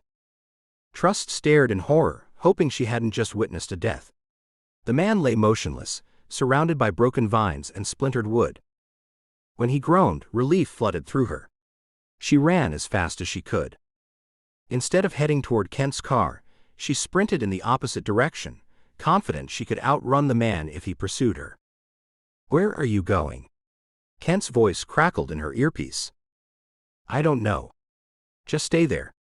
I'll work my way around to you. Call 911. Looks like he could be hurt pretty bad. When Trust reached Kent's car, she dove into the front seat, breathless and exhausted. What's happening? Has the man moved? No, he's on the ground. He hasn't moved at all. Oh no. Do you think he's dead? Trust asked. Could be. Or he could have broken something. Kent looked through the binoculars again. Wait, I see movement. He's getting up. Give me a look. Trust snatched the binoculars from him. He's staggering, but at least he's alive. If he's walking, he can't be hurt too bad. Where are the paramedics? Trust handed the binoculars back. Forget the facial matching you were doing. Why? He was wearing some kind of mask. You're kidding me. Trust shook her head. I'm not. I saw him up close. When I got to the window, his face was right there. It wasn't like a party mask, it was more like something from a movie. Realistic, but still clearly a mask. That's weird. I know. Let's just go. He started the car, and they headed down the road. What did you find? Only the address book. I wonder what that man was looking for. He would have had to have known the necklace was gone. Or is it? Kent asked just as an ambulance passed them. Well, if anyone thought it was still there, there would have been more than one man in Jill's house tonight. Unless he was doing the same thing you were doing, looking for a clue to point to the current location of the necklace. No. He was talking like he should have been there. He didn't sound like an intruder.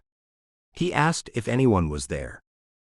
I'll go back and analyze all this data from tonight. Good. Let me know the minute you find out anything. She had changed out of her black clinging burglar suit into different clothes in the car. Kent dropped Trust off across town, and she took a taxi back to her apartment.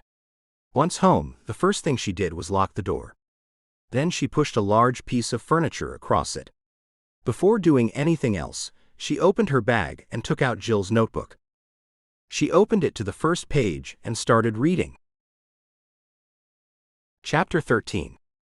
When Trust's phone sounded, she jolted awake, momentarily disoriented. She looked around, realizing she'd fallen asleep on her couch. Morning light streamed through the windows. She grabbed her phone from the coffee table and managed to answer before it stopped ringing. Hello. Where are you, Trust? It was Jack. At home. You were supposed to be here at 8. She glanced at the time on her phone. It was 5 minutes past 8. I'm sorry. I overslept. I'll be there as soon as I can. Forget that. I'll come and get you. There was a break-in at Jill Harrigan's house last night. We're going there. Oh, really? I'll call when I'm outside. Okay. She hung up and jumped into the shower. The worst part was, she'd fallen asleep before reading Jill's book. Once dressed, she hid the book in the kitchen between the dishwasher and the wall. Now she had to face Jack and act surprised about the break-in. She checked her other phone, the one Kent normally called her on. No calls. He mustn't have been able to find out anything. Trust slipped into the passenger seat of Jack's car as it zoomed away. "What happened last night?" she asked. "I didn't find out until this morning, which I'm annoyed about. Detective Jameson called me around an hour ago. A relative of Jill's told us that he saw footage of someone there last night. There were two of them." Trust processed the information. "I thought you said Jill didn't have any cameras in her house." "That's what I was told. Apparently after she died, her uncle put one there. When he saw the two intruders, he raced over there in time to see someone running away from the house. He said it looked like a female, and he only saw one person leaving." Fear streaked through Trust's body. What if someone had caught her on tape? How would she talk her way out of that one? If that was Jill's uncle she saw last night, why was he wearing a mask? What was the point of putting a camera in the house, now that she's dead? I guess he was worried about intruders, since the house is now vacant. There are some nice statues and other things that look pretty valuable. "What was taken?" Trust asked. "Nothing, but they'd ransacked the place as though they were looking for something." Trust knew that wasn't true. She'd left the place exactly as she'd found it. What if they didn't find the necklace when they killed Jill? Then they came back to look for it. It's possible, but at this stage anything's possible. When we finish up here, go back and talk to your informant. See what you can find out. Okay. Trust didn't want to do that. This would be the third time she talked to Vale. When they walked into Jill's study, they found chaos. Two men were busy taking fingerprints, while a police photographer documented everything. Every other room was in the same state of disarray, even the kitchen.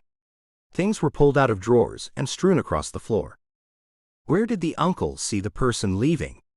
Trust asked once they reached the upstairs main bedroom. "He'll be meeting us soon and he'll go through it with us." Good. Trust glanced at the window where she'd had the encounter with the masked man. They were heading back down the stairs when a man walked in through the open door. He looked up at them. "Special Agent Fletcher?"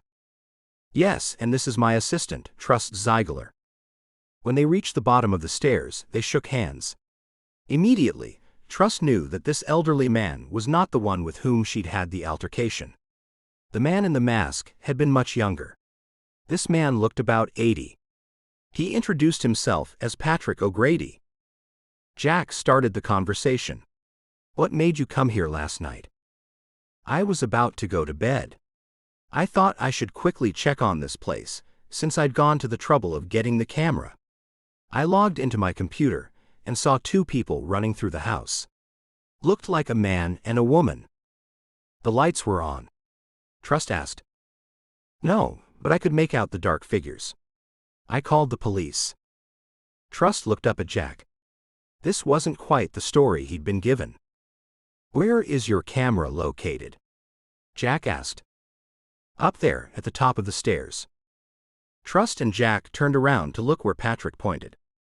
"You won't be able to see it from here. It's quite small. I sat it among the flower arrangement on that table." "The police have the tape now?" Jack asked. "They do." "Good. Is there anything else you can tell us, like why these people would be here?" "Shouldn't you be concentrating on who killed my niece?" O'Grady asked. "We're doing that, but answering our questions is going to help us find your niece's killer." He hung his head. "Please," Jack insisted. "Anything you know might help us. Did she ever tell you she was holding something here for the museum?" Patrick looked up at the ceiling and then exhaled. "Let's sit outside. Maybe there are some things you should know." Chapter 14. Trust and Jack followed him out onto a terracotta-tiled patio. They sat down in large white chairs that overlooked the pool. "This is something I haven't told the police." He hesitated. "Go on," Jack prodded. "She told me she was protecting Queen Marie's necklace." Trust was shocked by his blunt admission. Didn't he realize that meant Jill had stolen it? Jill wasn't even around to deny or confirm it. Didn't relatives normally try to hide their loved one's crimes? Patrick continued, she was quite taken with Queen Marie. She had every news article ever written about her. That's how she came to be involved in the museum. She started off giving donations, then she got to know everyone there. She was eventually invited to be a board member. What led her to bring the necklace home? He rubbed the back of his neck. She confided in me that the museum got a letter saying Romania wanted the necklace back. She told me what she did after she did it. She was the one who took the necklace, and then she made it look like it was stolen. Trust wondered if Jill had told anyone else, since she'd confided in her uncle. Why did she tell you what she'd done? We were very close. I think she felt bad about doing such a thing, and she wanted my approval. Her father died when she was a young girl, and I stepped into his shoes, in more ways than one, when I married her mother. So you were her uncle and then her stepfather? Trust asked. Patrick nodded. Ah, we didn't know that. You didn't think to tell her to return the necklace? Jack asked. No. It wouldn't have done any good. She always was a headstrong girl. I didn't see why the Romanians could just step in and take it back. I didn't care about the necklace one way or another, but why should they demand its return when it was bought by Gloria in good faith? Trust studied his expensive clothes. Do you live close by? A 5-minute drive away. Patrick looked at Jack. Will I be charged for not coming forward with what I know? Jack shook his head. I don't think so, unless you're holding something back from us. So are you? Patrick frowned. I told you everything I know. More than I told the police. I suppose I'll have to tell them now. You should. Patrick, are you Jill's only relative? Trust asked. She has an older sister. We haven't heard from her in years. The police managed to contact her and break the news. We also have distant relatives living in Canada, and we haven't seen or heard from them in years. Thanks for telling us what you know, Jack told him. Don't go thinking Jill's a bad person. It's just that Queen Marie was an idol of hers. That necklace meant everything to her. She was attached to it. She was taking a big risk doing what she did, Jack told him. I know.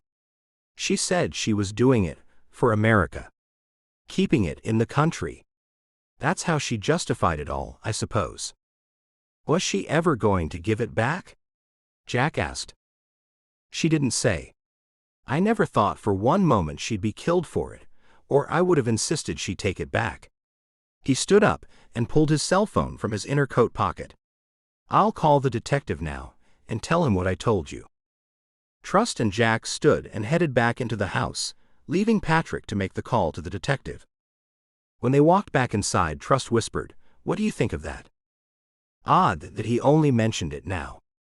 Yes, and odd that he's willing to let the whole world know that Jill is a thief. Jack arched an eyebrow. Thief. She was holding on to it, doing her duty for the country. Trust couldn't help but smile. I never thought I'd hear you say that. Depends how you look at it, doesn't it? Not really. Things like that are black and white. Jill Harrigan was nothing but a thief. She wasn't keeping the necklace safe, she was keeping it for herself. The breath caught in Trust's throat when she heard Jack's disdain for thieves. That was what he must have thought about her. I know that, but why is Patrick letting us know she took the necklace when he doesn't have to? He didn't know that we thought the necklace was here, did he? He might have found out from the police, or simply put 2 and 2 together. But still, it just seems odd to me that he told us that when. He didn't have to, Jack finished her sentence. I know what you're saying, and it is odd since he was so close to her. I'll see what I can find out about him. Trust looked around. And I'm guessing he inherits all this. That's another thing to look into. It would either be him or Jill's sister. I wonder how wealthy Patrick is. He looks like he's got money, judging by his clothes. We'll soon find out. Jack made a call to Ted, one of his assistants at the FBI, while Trust continued to look around the house. She went up to the bedroom to finish looking in the closet. Then she heard footsteps. Jack entered the room and she walked over to meet him. What did you find out? His name isn't Patrick O'Grady. Well, it is now, but he started out life as Luca Ardelin. What? I thought he was Irish. O'Grady's Irish, isn't it? Jack nodded. He changed his name around 35 years ago. The same time as Jill's father changed his last name to Harrigan.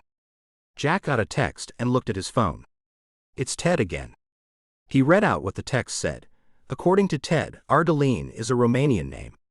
Comes from the district of Transylvania. No way. He looked up at her. Yes, why? Transylvania. Does that mean we have to wear garlic around our necks, and wear crosses? And carry wooden stakes?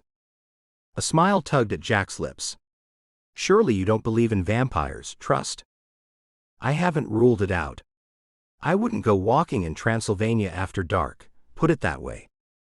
Not everyone from Transylvania is a vampire. Oh, so you think they're real too? He shook his head. I don't believe in anything until I have proof. Why would he change his name, and change it to something obviously Irish? Trust asked. We'll have to find that out. Jack texted his assistant back, but he kept quiet about what he was writing, and Trust had to resist looking over his shoulder. Then he looked up at her. Did you see anything suspicious just now? No. Like what? When you were looking around. Oh. No. Trust shook her head. Then she wondered if Jill had something incriminating about her uncle on her phone. Jill's uncle could have had another hidden camera in Jill's office, and it could have been he who saw her take the phone. It was possible. Now she wished she'd told Jack that she'd taken the phone. No, she was right not to tell him that. She hated being in no-win situations. What's Patrick's financial situation? Is he retired, or what? Is he wealthy? He's independently wealthy. From what? He's an entrepreneur with his fingers in a few businesses, Ted tells me. Trust frowned. It sounds a bit wishy-washy if you ask me. It does. Why don't you ask around about Patrick O'Grady? See if anyone knows him. I will. What was his former name? Jack told her, and she wrote it in her phone. Do that, and meet me back in my office as soon as you're done. We've got to work around the clock on this one. Okay. I'll call a cab for you. Trust got out of the cab a few blocks from Vale's office. As she walked, she called Kent and told him what she'd learned. So find out all you can about this Luca Ardelin, who now goes by the name of Patrick O'Grady. I'm on it. Kent ended the call. Chapter 15. As soon as she put the phone back in her coat pocket, she got a call. Trust kept walking and took the phone out again. She glanced down and saw from the caller ID it was her sister. Hi, how are you? Fine. Are you coming to that charity auction, or not? I need to know. No. I already told you I'm not coming. I didn't know I'd have to send an official notice. Ah, come on, Trust. You're being ridiculous. The family will want to see you. I highly doubt that. Of course they do. Don't you think it's time to bury the hatchet? They've been asking about you. They might have been asking, but no one cares. You seem to forget the meaning of being shunned. Anyway, you're the only family I have now. Don't say that. It's true. I don't need any of them. None of them stood by me. That's because they didn't like what you were doing. I mean what you've done. So judgmental of them. Don't they know it's a sin to judge? Trust asked. Serenity groaned. You know it was wrong. Wrong and right are social constructs. Didn't you learn anything at college? I've already told you, no one suffered from what I did. I never took anything from a private citizen, and all the big places are insured to the eyeballs. What about the insurance companies? Serenity asked. Bah, they've already got too much money. You've got an answer for everything, Trust. I'll leave you alone. Come if you want. I'm tired of asking. Now you're starting to sound like ma'am. Gotta go. Trust turned her phone on silent and slipped it into her coat pocket just as she stepped into the back alley behind Merrick Vale's high-end jewelry store. Merrick was most likely to be found in the back room, where he sorted diamonds or designed jewelry for his 2 stores. She pressed the buzzer, and he quickly opened the door for her. "I'm surprised to see you back so soon." As soon as they sat in his office, she asked, "What do you know about someone by the name of Patrick O'Grady?" His eyes flickered. "I don't believe I've ever heard of anyone by that name." "Are you sure?" He nodded. "Why?" "He's connected to the necklace, and he's Romanian?" "That's a funny name for a Romanian." "He changed his name years ago to O'Grady. He was Jill's uncle." "The dead woman from the board of the museum?" At that moment, Trust knew he was lying and doing a dreadful job of it. "What other Jill have we been talking about? Come on. I know you know more than you're saying. Tell me everything you know about this. You said you owe me one. Don't hold out." Vale sucked in his lips and got up, opened his door, and looked out. Then he closed the door and locked it. "What I am about to say to you can't go any further."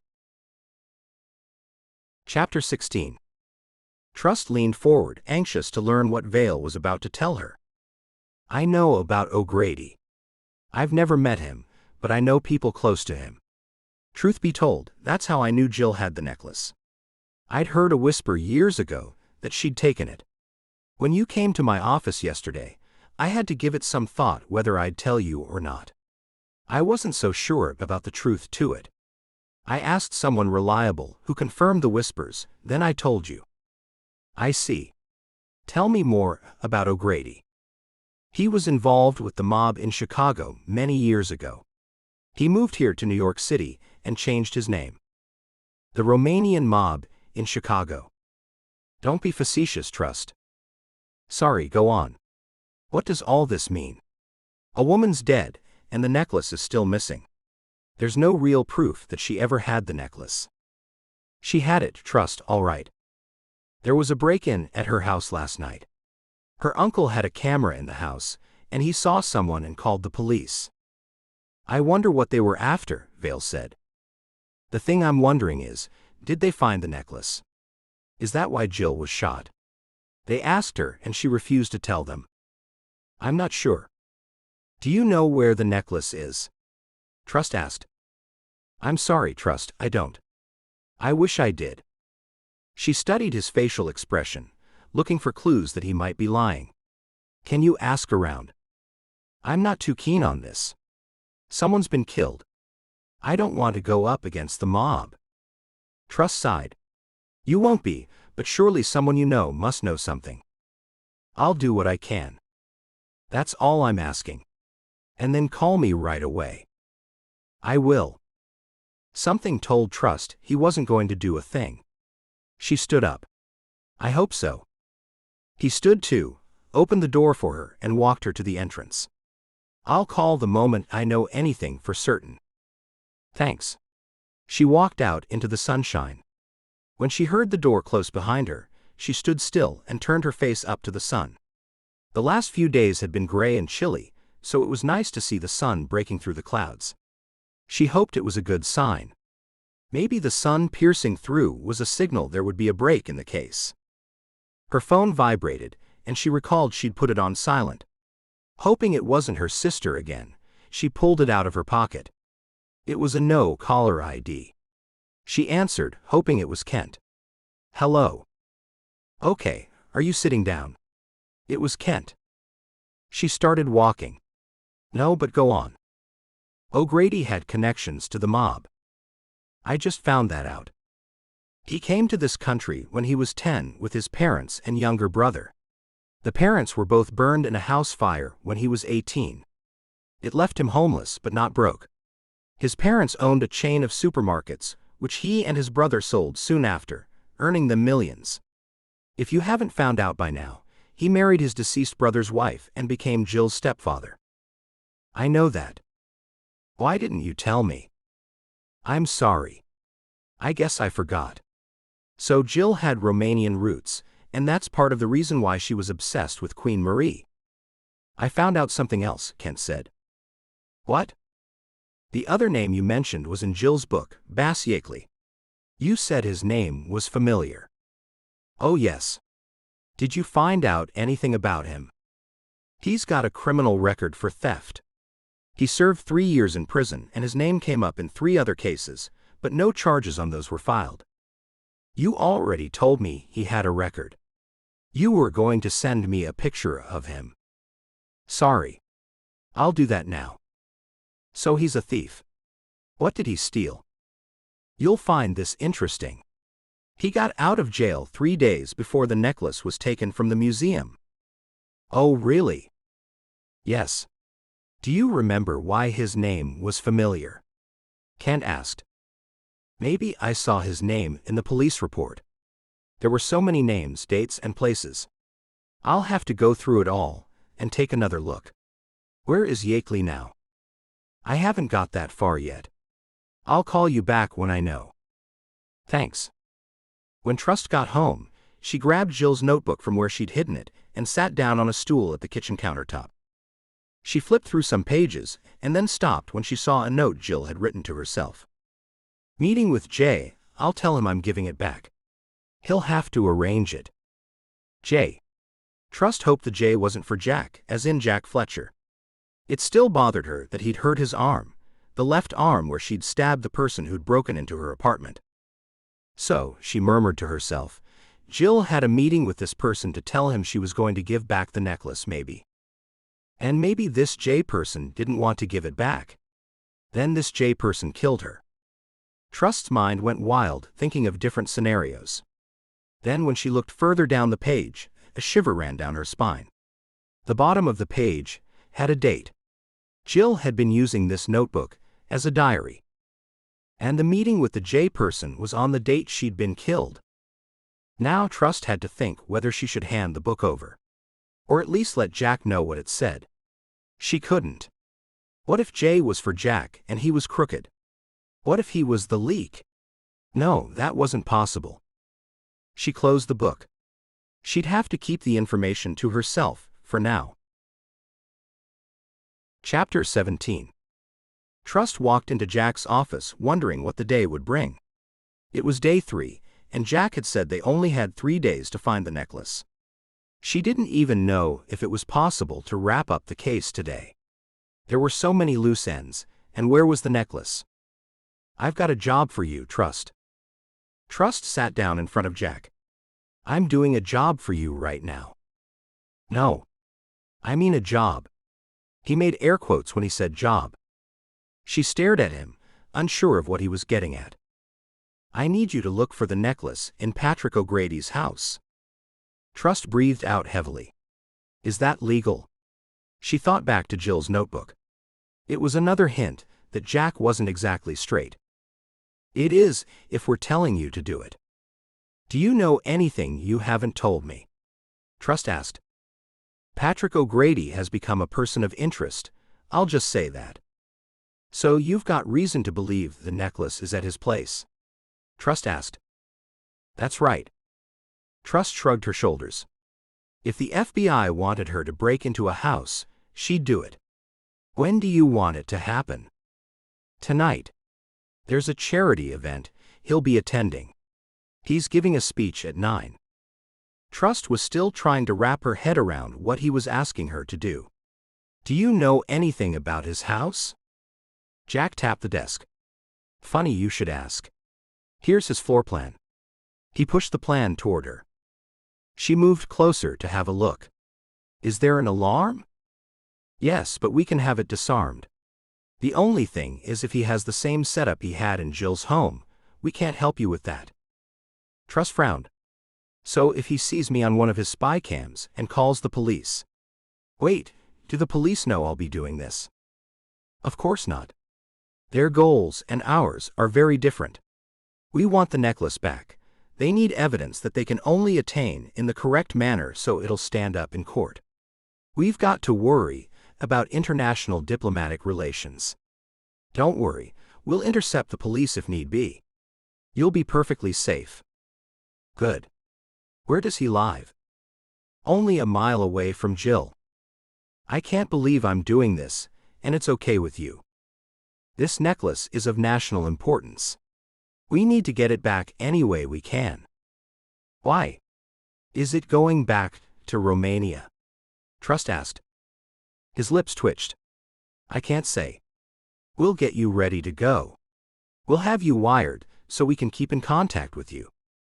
Trust guessed they wanted to keep the Romanian government happy, and they'd only be happy if they got the necklace back. There was no way she could call Kent and let him know what she was doing. She was also dying to know more information about Base Yakeley. Before she could read through the police files that sat on the floor of Jack's office, she was whisked away and briefed on what she had to do in O'Grady's house. She couldn't help feeling excited about tonight. It was just like the old days. Chapter 18. Trust picked the lock on the back door and walked into the living area of O'Grady's house. She flicked on her head torch and looked around. She very much doubted he'd have the necklace here at the house, but she had to follow orders. Even if he had the necklace, he'd surely create some distance between himself and it until the heat was off. She moved further into the room, her steps silent as she approached the hallway. The floor plan was etched into her memory, and she knew the study was behind the third door on the left. Pushing the door open, she paused, surprised to find the desk lamp casting a warm glow across the room. A flicker of movement at the edge of her vision made her heart skip. She turned sharply, only to spot a cat. The ginger tabby stretched lazily before leaping off the chair and weaving itself around her legs, its soft fur brushing against her. What could go wrong if the FBI were going to intercept the police if anyone called them to the house? She looked around the walls and couldn't see a safe anywhere. Then she started looking behind the 3 old portraits on the walls. She tried to lift the corner of the second one, but it wouldn't budge. Then she pushed it to the side, and it slid to reveal a wall safe. She pulled her stethoscope from her backpack and did what she did best. Several minutes later, the 2-foot by 2-foot safe opened. The inner area was relatively small. There were files of paperwork and several small boxes, none the size that would hold the Queen Marie necklace. She started opening the boxes, and in each one she found diamond jewelry. Are they diamonds? Jack asked. He and some other members of the FBI were in a truck nearby. It appears so. Not the necklace, though. Just boxes of diamond jewelry. Do you think the diamonds might have been lifted out of the necklace? Jack asked. Hard to say until I get them out of here and have a better look at them. Take photos of everything, Trust. She put the diamonds aside and kept looking. There's paperwork too. Take photos of everything, Jack ordered. Really? There's an awful lot of it. There are files and files. Do it. There's plenty of time. I'll photograph the jewelry first. Unless you want me to take it with me. Just photograph them, and then we can come back if need be. After she photographed the diamonds, she turned her attention to the files. They're in another language. A lot of the papers are old and yellowed. Are there any in English? Jack asked. I'll have a look. Trust leafed through some pages. I found his will. Take a photo of it. After she took photos of the 5-page document, she slid it back into the red folder and opened the next one. There are property title deeds. About 5 of them. Don't worry about those. We can easily find out what properties he owns. They're in company names, not his own name. You should take photos of them too then. After Trust took photos of those, she noticed the last one was for Jill's address, and it was in the name of Patrick O'Grady. So he owned the house where Jill was living. Trust, we just got a call. We don't have eyeballs on him at the function. He's already given his speech. You better get out of there, in case he's on his way home. Put everything back just as you found it. I thought his speech was at 9. She glanced at her watch. It's only 10 after 8. There was a mix-up. Relax, you should have plenty of time. Okay. Trust closed up the jewelry boxes and set them to one side, then she put the paperwork to the side of the safe where she found it. She was just about to close the safe when the room lit up like a beacon. Trust swung around to see Ryan Castle standing in the doorway, and he wasn't alone.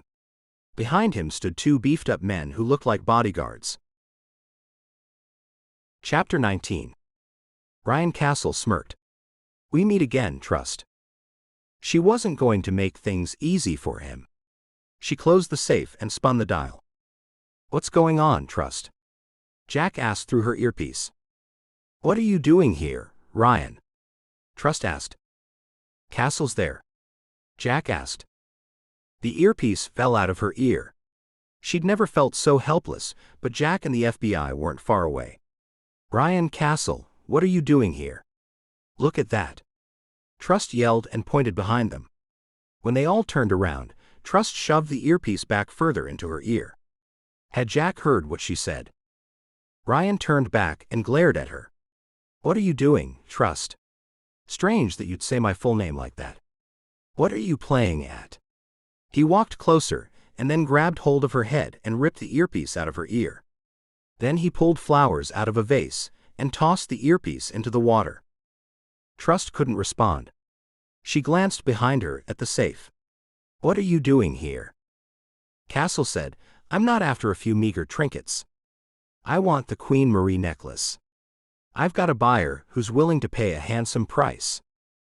"Haven't you got the necklace?" she asked. He scowled at her, then walked over close to her. "Someone beat me to it, and you're going to find it for me." "How did you know I was here?" Trust asked. "I always know where you are. You've never been good at hiding anything from me. You're still living at the same place, and you're still in cahoots with the FBI. What makes you think I'm going to help you?" He walked even closer, and she backed away until she was against the wall. He put out his hand. "You're not working for the FBI anymore. You're working for me." "Why would I? You keep trying to kill me." He laughed. "I don't kill people working for me. I kill people working against me. If we're both on the same page, we won't have a problem." "I'll never be on the same page with you," she spat out. That made him angry, and she regretted saying it. "Yes, you will," he shouted. "You'll tell the FBI that I tried to bargain with you, and you managed to get away. But this is how things are really going to go. Forget it." He slapped her hard across her face. She tasted blood. Her hand went to her nose, and she discovered it was bleeding. "You'll do as I say." He walked away as he talked. "Your lovely parents are going to be at some stupid auction. All your family will be in one place. My job couldn't be easier.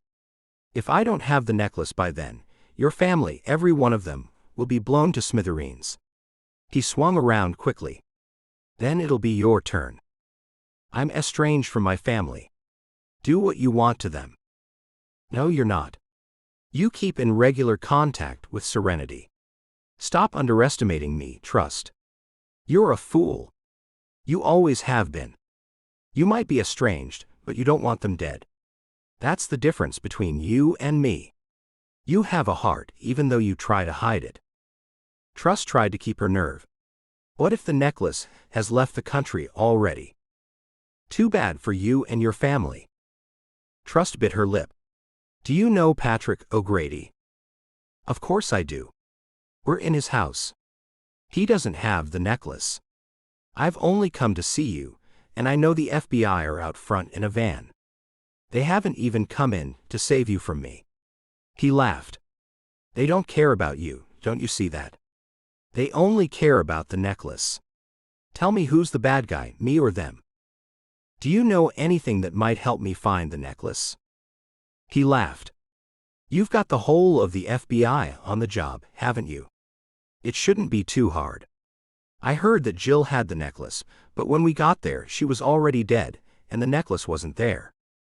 Somehow, Trust knew he was telling the truth about finding Jill dead. And he was also telling the truth about killing her family if she didn't deliver the necklace. She looked over at the vase where he'd thrown the earpiece. "The FBI will know we've talked. They'll probably put me off the case now."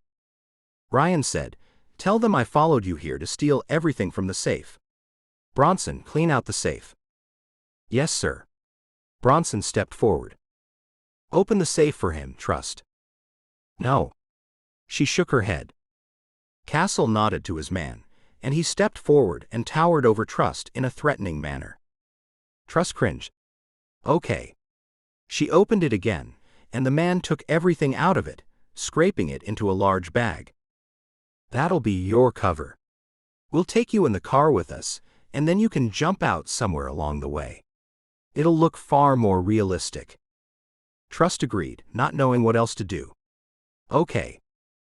After the safe was cleaned out, one of the men grabbed Trust by the arm and led her outside. Make it look like you're trying to get away from him if they're watching, Castle whispered to her. Trust was trying to get away, for real, but the man was too strong. Then Trust was thrown into the back of a black van. One of the men got in the back with her. The other man drove, while Castle sat in the passenger seat. As they pulled out onto the road, Castle turned around to Trust and said, "This might work out well. We might develop the perfect working relationship if you get me this necklace." He threw his head back and laughed. "I started working for you, now you'll be working for me." Trust wanted to tell him there was no way in the world that would happen, but the way the man in the back was glaring at her, she wasn't brave enough to breathe a word. When the van went around the corner, Castle said, "Get rid of her." The man opened the back of the van and pushed Trust out. They hadn't even come to a complete stop. Trust landed on the road with a thud. She lifted up her head and saw headlights. She'd been winded by the fall, and possibly had broken bones. Still, she dragged her body off the road as much as she could, but it was too late. She closed her eyes as she heard the screech of car brakes. Chapter 20. The next thing Trust knew, she was being lifted to her feet. "Can you hear me, Trust?" She looked into the eyes of Jack Fletcher. "I'm okay." He helped her to the car and put her into the back seat. "We'll need to get her checked over." "How did you get away from them?" he asked. "Don't know." "Save your strength. We'll talk later." Trust was taken back to FBI headquarters, and then she was checked over by a doctor. She had a badly sprained wrist, was suffering from shock, and had cuts and abrasions from the fall. Jack stayed with her the whole time. "You can't go home with him after you. Come back to my place. I have a spare room." "I couldn't." "I'm not asking, I'm telling." Trust followed Jack into his house, her eyes darting around as she took in the space. She hadn't expected to feel so curious about how he lived, but now that she was here, she couldn't stop herself. Did his home reflect the man she admired, or the parts of him she still couldn't figure out? The entryway was clean, almost too clean. No shoes piled by the door, no keys casually tossed on a side table. It felt calculated, like he didn't want to leave any clues about who he really was. She trailed behind him as he led her into the living room, her mind racing. The space was neat but not sterile. A dark leather couch dominated the room, paired with a sturdy coffee table that had a few nicks and scratches. A blanket, folded with military precision, rested on one arm of the couch. The walls were painted a muted gray, and a few framed photos hung neatly, none of people, just landscapes and abstract art. "Make yourself comfortable," Jack said, disappearing into the kitchen. Comfortable? How could she relax when she was surrounded by so many little pieces of his life? She sank onto the edge of the couch and scanned the room. The shelves held a mix of books, some thrillers, some history. No romance novels, she noted with a faint smirk. Her gaze drifted to the kitchen. She couldn't see much from here, but it sounded like Jack was opening cupboards. Did he have mismatched mugs and plates, or were they all part of a matching set? She shook her head, annoyed with herself for caring. But she couldn't stop the questions. Was this the home of someone who was in a relationship? She didn't see any obvious signs, no stray hair ties, no forgotten earrings, no floral-scented candles, but then again, he didn't seem like the type to leave evidence lying around. "Want something to drink?" Jack called out, pulling her from her thoughts. "Just water, thanks," she replied. When he returned with 2 glasses, she took hers with a small smile. "Thanks." "Don't mention it," he said, sinking into the chair across from her. She sipped her water, avoiding his eyes. Did he notice the way she was studying the room, trying to piece together the puzzle of his life? Her gaze wandered to the hallway. If the living room and kitchen were this tidy, she could only imagine what the rest of the house looked like. Was his bedroom just as clean, or did it have signs of chaos? Could she picture herself here, living in a place like this? The thought hit her like a slap. Living here. With Jack. She glanced at him, wondering if he could read her mind.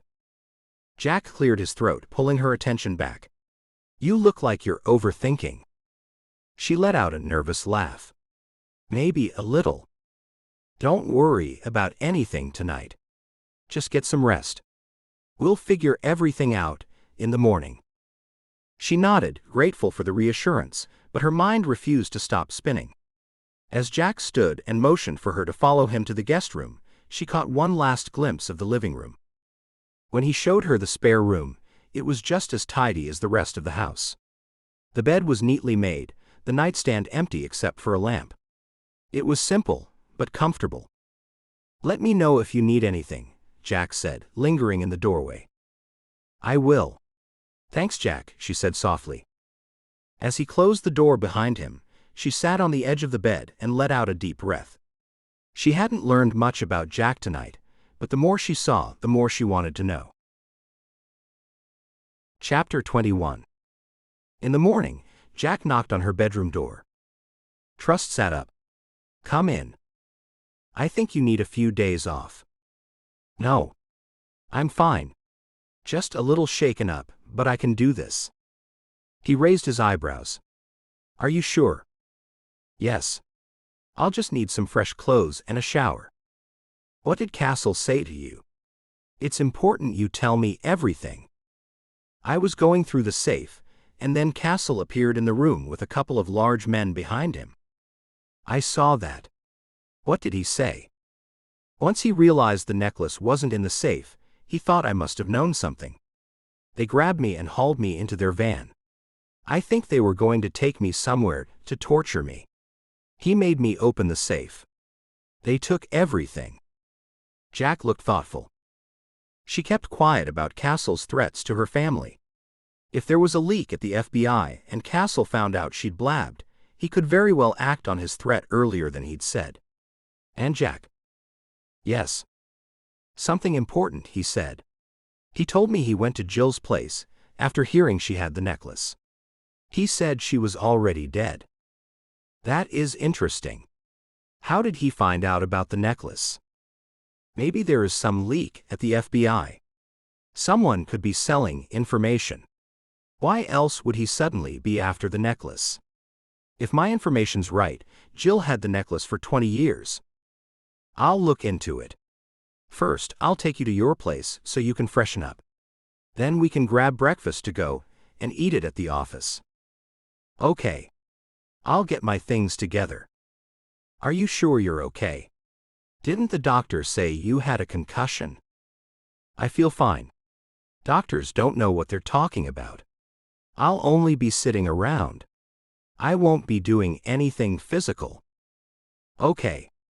As long as you promise to tell me if you start to feel unwell. I will. Jack closed the door, and then through the closed door, Trust heard him get a phone call. He had it on speaker, and Trust could hear every word. It was the detective. Patrick O'Grady's place was broken into. He's the stepfather of Jill Harrigan. His safe was opened, and the contents were scattered. We got a call from him at 6 this morning. What was taken? Diamond jewelry and various property deeds. Is that right? Yes. The diamonds are estimated to be worth over $500,000. Seems a coincidence that his niece's house was broken into, and then his. It does. We're looking into that. Good idea. Can you let me know what you find out? Jack asked. Will do, and please keep me informed about anything you find out. I certainly will. He ended the call, turned around and saw Trust, who was now out of the bedroom. I couldn't help overhearing, she said. O'Grady got there around 10 and didn't report the robbery until this morning. Is he our prime suspect now? You think he killed Jill? Jack asked. Maybe not, but he might have the necklace. It seems he might have been just as attached to it. We know he liked history. What's more historic than a valuable necklace that once belonged to a queen? We also know firsthand that he's not an ethical man. This is true. And if Jill did take the necklace, or even if her uncle took it, don't you think they needed someone in the museum? Jack rubbed the side of his cheek as he looked at his laptop computer screen. No one has left. Everyone's still there, all the guards. Perhaps we should have another talk with them. I'll make out like we know more than we do. If they're guilty, they'll be worried. Trust agreed. And say you're giving them an opportunity to speak now. Yes. Jack nodded. Let's make the museum our first call of the day. After you take me back to my place to freshen up and get changed, Trust said with a faint smile. Of course, Jack replied, already grabbing his keys from the counter. They walked out to his car, the morning air brisk but refreshing. Trust glanced back at Jack's house as she slid into the passenger seat. It was neat, solid, and somehow comforting, a reflection of Jack himself, she supposed. But she couldn't help wondering how often he brought people here, if ever. As they drove, she stayed quiet, watching the streets pass. Part of her was relieved to be heading back to her own space, but another part felt oddly reluctant to leave. She told herself it was just the stress of the case, nothing more. Jack glanced at her briefly as they stopped at a red light. You okay? Yeah, just thinking about the day ahead, she replied quickly, brushing off the complicated swirl of emotions. The light turned green and the car eased forward. By the time they reached her apartment, Trust had pulled herself together. She stepped out of the car, turning back to look at Jack. Thanks for everything. I'll just be a minute. I'll come up with you and wait, he said, opening his door. She nodded, and they both headed inside. She tried not to dwell too much on how easy it had been to feel at home in his world, even if just for a night. Chapter 22. Jack sat on the couch in Trust's small living room, scrolling through his phone as he waited. He had offered to drive her back to freshen up, but now he wondered if giving her this space was the right call. Jack wasn't exactly the prying type, but something about Trust's unease piqued his curiosity. He could see the slight tension in her smile, the way she hesitated before letting him inside. He couldn't help but wonder what she might be hiding. Meanwhile, in the bathroom, Trust let the steaming water pelt against her back, soothing her sore muscles. The heat eased some of the tension, but not the panic gripping her thoughts. She hadn't asked for any of this, the theft, the threats, the lies she was now tangled in, but here she was, trying to outmaneuver a man like Ryan Castle. Her gaze drifted to the showerhead, the rhythmic sound of water masking the frantic beat of her heart. She didn't have a choice. If she found the necklace, she'd have to hand it over. That much was clear. What wasn't clear was how she'd do it without Jack finding out. She turned off the water briefly, listening for signs of Jack moving around the apartment. Satisfied that the living room was quiet, she left the water running to muffle her voice, wrapped a towel around herself, and grabbed the burner phone she kept hidden in her toiletries bag. Her hands trembled as she dialed the familiar number. Kent, she whispered when he picked up. Trust. I've been worried sick about you, he said, his voice jittery. There's been a change of plans, she said quickly, glancing at the closed bathroom door. I can't explain everything right now. Jack is in the next room, but we're not looking for the necklace for us anymore. We're getting it for Ryan Castle. What? Kent screeched, his voice so loud that she winced and instinctively turned the phone's volume down. Shush. Keep it down, she hissed. Ryan doesn't have the necklace, but he wants it, and he's threatening to kill my family if I don't get it for him. He made it clear it'll happen during this auction if I don't deliver. Oh my God, Trust, are you serious? Yes. And before you ask, yes, I'm okay, but last night was horrible. They dragged me into a van, made it look like they were taking me captive for real, and then threw me out onto the street. It was all for show, but it felt terrifying. Oh no. Are you hurt? I'm fine, Kent. Bruised and scratched but alive, she said, trying to keep her voice steady. Trust, Kent said softly, then hesitated before continuing. You always remind me of Princess Leia. She was captured too, remember? Darth Vader intercepted her while she was carrying the Death Star plans. Stop it with the Star Wars comparisons. Trust snapped, her voice sharp. This isn't some galactic rebellion, Kent. This is real life. I'm not Leia. I'm not carrying plans. I'm just trying to keep my family safe. Okay, I get it, Kent said, sounding sheepish. But I mean, Leia was scared too, and look how strong she was in the end. This is worse than anything in Star Wars, she muttered. Castle isn't just some villain in a helmet. He's real, Kent, and he's already proven he'll hurt people to get what he wants. I can't afford to make a mistake. I'm sorry. I shouldn't have brought it up, Kent said, his tone apologetic. But you're not alone in this, okay? You've got me. Trust sighed, the tension in her shoulders easing slightly. Thanks, Kent. I mean it. But right now, I need you to stay on standby. I'll call when I have something concrete. We're running out of time. Wait, Not now, she said firmly. I'll call you later. She ended the call before Kent could launch into another Star Wars anecdote. Leaning against the sink, she stared at her reflection in the fogged-up mirror. Her face was pale, her eyes shadowed from lack of sleep. After sending Kent a quick text to reassure him, she powered down the burner phone and tucked it into the back of the bathroom cabinet. For now, it would have to stay hidden. If Jack found out what she was doing, it would ruin everything. Turning off the shower, she dried herself off and struggled into clean clothes, her arm aching with every movement. The scratches from the gravel still stung, but she ignored them, focusing instead on the day ahead. She had no room for distractions, no time for doubt. Ryan Castle wasn't the kind of man to make empty threats. If she wanted to keep her family safe, she had to find that necklace, and she had to do it soon. Trust had just finished drying her hair when her phone buzzed. The caller ID showed Alex Bevan, and her stomach clenched. With everything happening with the necklace and Castle's threats, she'd almost forgotten about the Women's Shelter Project. Alex, hi, she answered, trying to keep her voice steady. Trust. I've got amazing news about the shelter, Alex said, his enthusiasm practically vibrating through the phone. You won't believe how far we've come. She perched on the edge of the bathtub, mindful that Jack was still waiting in her living room. Tell me. We're almost there. The renovations are ahead of schedule, the staff hiring is underway, and the community support has been incredible. He paused for effect. All we need now is $100,000 to complete the project. Trust's breath caught. $100,000. That's all. Last time they talked, they'd been looking at a much larger shortfall. Yes. We've had an incredible run of donations. They started trickling in about a month ago, then it just snowballed. I can't explain it, but I'm not complaining. Trust gulped. She'd pushed all that to the back of her mind, but she was surprised that $100K was all they needed.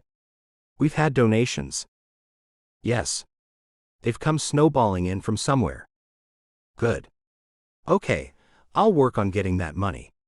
Trust wondered how she could transfer it from an overseas account. There must be a way to do it undetected, and with her staying in the country.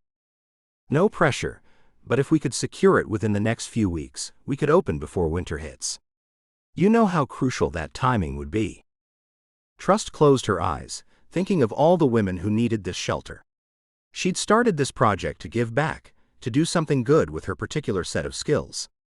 Now it was so close to completion, but with Castle's threats hanging over her head, everything felt more complicated. I understand. I'll make it happen, Alex. Somehow. You're amazing, Trust. This shelter, it's going to change lives. You know that, right? She smiled despite herself. That's the plan. Listen, I've got to go, but keep me updated. Of course. Take care. Trust ended the call and sat there for a moment longer, her mind racing. $100,000. In her previous life, that would have been a simple job. Now, with Jack in her living room and Castle threatening her family, she needed to be more creative. There had to be a way to access one of her old accounts without raising any red flags. A knock on the bathroom door made her jump. "Trust," Jack called. "Everything okay in there?" "Yeah," she called back, quickly standing. "Just finishing up." She took one last look in the mirror, straightening her shoulders. She had multiple problems to solve now, and not much time to solve any of them. But first, she had to get through this day with Jack without giving anything away. Chapter 23. On the drive to the museum, they received a call from someone at the FBI, informing them that Scott Arden, the museum's treasurer, was waiting there and wanted to speak with them. Jack took a detour to meet with Scott. As they drove, Jack said, "Time is speeding away from us, Trust. This is the 4th day." "I know." She still hadn't told him why she'd said they only had 3 days. Now it seemed the time limit didn't matter, except it did to her because of Castle's threats. "Do we have any new leads you haven't told me about yet?" "No, but I hope that Scott will tell us something. After that, we'll see what they found out about those documents in O'Grady's safe. We might have some information on the translation of them." "Good. I can't wait to find out." He glanced over at her, momentarily taking his eyes off the road. "Are you sure you're okay?" "I'm fine. It's a little painful, but it can only get better." "I don't mean about your arm. You've been acting a little odd. I can't put my finger on it." Trust nodded. "My sister is nagging me to go to some community auction. I always get uptight and nervous about these things." "Are you going?" "No. That's the problem. Serenity's making a big deal about it," Trust explained. "She won't let up, and it's making me tense. She won't take no for an answer." Jack smiled. "That's family for you." At the FBI offices, Trust and Jack met Scott downstairs and escorted him to an interview room. Once they were all seated, Scott looked down at his hands in his lap. His face was pale, and his gaze kept flitting about the room before settling back on his hands. "What do you have to tell us?" Jack asked. "I never thought I would have said anything, but now that Jill's dead, I have to tell you that I was always suspicious she was behind the robbery when the necklace disappeared." "Why do you say that?" Jack asked. "She'd spend hours at the museum sitting in front of the display case, just looking at the necklace, just staring at it. The woman was obsessed. And yet she didn't seem that upset when it was gone. That struck me as curious." "Did you ever confront her with your suspicions?" Trust asked. Scott shook his head. "We were friends. How could I accuse her of doing something so detrimental to the museum? The other members would have turned against me. We were a very close group. There was, as there probably is with all groups, a pecking order." "Who was on top?" Jack asked. "Jill. Without a shadow of a doubt." Jack leaned back in his chair. "In our meeting the other day, you made the point that the theft of the necklace wasn't so bad. You told us how the robbery attracted attention to the museum." "I did. You're right, and that's true. I said that, and other things like that over the years to get on Jill's good side. I didn't know what she was capable of." Trust had no idea what he meant. Jack asked, "Do you think she was a violent person?" "No, but if someone's going to arrange a robbery like that, what else might they do? It was an elaborate plan. We're all just fortunate that no one was killed." Scott raised his eyebrows and leaned forward. "Is it true? Did she have the necklace?" "There was no necklace at her house," Jack said. "That's odd.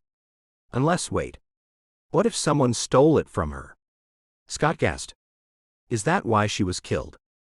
Jack's face remained expressionless. "The investigation is ongoing. We can't say much more than that." Scott persisted. "So was the necklace there, do you think?" "It doesn't matter what I think. We need proof. We can't make assumptions about anything. Do you have any other information at all about the necklace?" Jack asked. Scott swallowed hard. "I wish I did. I just thought she might have taken it because she couldn't let it go. She was so upset by the letter we got. She was the one who convinced the board to ignore the letter, even after we got legal advice not to ignore it. How did she convince the board to go against legal advice? Trust asked. He averted his gaze. She could be very persuasive. Is that the only reason? Trust asked. She's a good talker. It sounds like she had some kind of hold over you and the other members. Not her so much. It was her uncle. He was a very generous donor to the museum. After the robbery, he held a fundraiser and gathered many of his friends. They all made substantial donations. Scott shrugged. Pretty much after that, we felt we owed a lot to him. Hence, we owed Jill because she was the direct connection to her uncle. If we upset Jill, then things wouldn't go well for the museum. It was a delicate balance. Life's often like that. You know how these things work. We rely on the generosity of benefactors, and if we offended Jill, he might not be so generous. Jack nodded. Yes, I understand your point. Scott continued, and one word from him to his friends and they'd most likely find some other worthy cause. Jack sat in silence for a moment. That seems to fill in some gaps. Does it? Scott asked. Can you tell us anything else? Jack asked. About Jill's uncle? Yes. He's a wealthy man who knows a lot of other wealthy people. He's a socialite. Or does that term only refer to women? Either way, I think you know what I mean. He knows anyone and everyone who's important or wealthy. We heard he was also Jill's stepfather, Trust said. That is true, but she always called him uncle and that's how we saw him. That's how she saw him too. Thanks for coming in. Are you close to getting the necklace back? It has created publicity for us, and it would be wonderful to get it back. It'd make worldwide news. It would give us a real boost. You're not worried about having to possibly give it back to Romania? Trust asked. Scott blinked hard. If we're lucky enough to get it back, we'll do everything in our power to keep it. What do you think happened to it? Jack asked. I told you what I think. She took it. Who knows what happened to it from there? Well, thank you for the information. It's been a big help. If you think of anything else at all, don't hesitate to call. Jack showed him out of the room, came back in, and sat down next to Trust. It seems everyone on the board thought Jill stole it. Everything's pointing that way. Was the original letter sent by a relative of O'Grady's? I had that checked out as soon as we found out Jill's uncle was Romanian. Jack shook his head. It wasn't a relative. Not a close one, although I suppose he might have been a distant relative. Let's go back to my office. Those documents you took photos of should have been translated by now. Chapter 24. They opted against re-questioning the people at the museum and returned to Jack's office for an update on the photos Trust had taken at Patrick O'Grady's house. Jack looked at his emails while Trust sat on the other side of his desk. Seems O'Grady was writing a history book about the Romanian royal family. That's what most of those pages were. Then there were title deeds to about 8 houses. Seems he's a man who likes his real estate. Anything else? Trust asked. There were a couple of bank statements proving he was giving Jill an allowance. Then maybe Jill took the necklace for him. Jack suggested, or maybe he took the necklace and Jill knew nothing about it. But it wasn't in his house, and why was Jill killed if it wasn't because she was trying to protect the necklace? Jack stared at her. Jill could have been killed because someone had been told she had the necklace. Your informant might have given you the wrong information. Then that information was leaked. Trust gasped. Not by me. No. I'm not saying it was you. Now the necklace wasn't in the safe you opened, but it's possible and likely he could have a second safe. He could even have it hidden in a safe deposit box, somewhere. Just a minute. He checked his computer. I just got an email from the detective. What does he say? Jack stared at his screen. He's just found out what we found out. Jill didn't own the house, her uncle did. They're checking for any safe deposit boxes in Jill's name or her uncle's name. Good. They must be mind readers. Now that they're doing that, what should we do? He kept reading. They're also posting a reward for the necklace of $500,000. Wow. That's a lot. I hope that flushes out someone who knows something. Me too. They're going live with that everywhere in about half an hour. By the end of the day, it should be picked up by all the news channels. This is a good thing. Money can be quite a motivating factor in people coming forward. It was good for the recovery of the necklace, but not good for Trust. She had to get to the necklace first. She had to. While Jack took a phone call, Trust wondered why Castle turned up at Patrick's place. Did he expect to find the necklace there? Then all the things he said to her came flooding back. And he'd been keeping tabs on her. He had to have been, if he knew what her family was planning. She wouldn't be safe until Castle was behind bars for life. Right then, she was very tempted to tell Jack what Ryan Castle wanted her to do. When he ended the call, she summoned all her courage. Jack, there's something you should know. Chapter 25. Right at that moment, Monica Blaze came sailing into Jack's office without even knocking. Jack, there you are. Are you staying back for drinks tonight? Salome's just had a baby. It's a boy. That's right. I heard.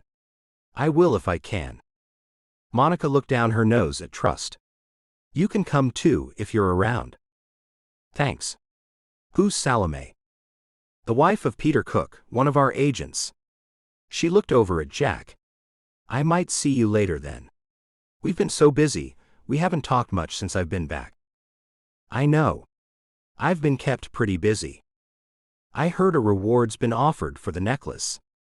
Oh, Trust, you didn't steal the necklace, did you? That would be hilarious. You produce the necklace and then scoop up the 500 grand. Trust frowned at her.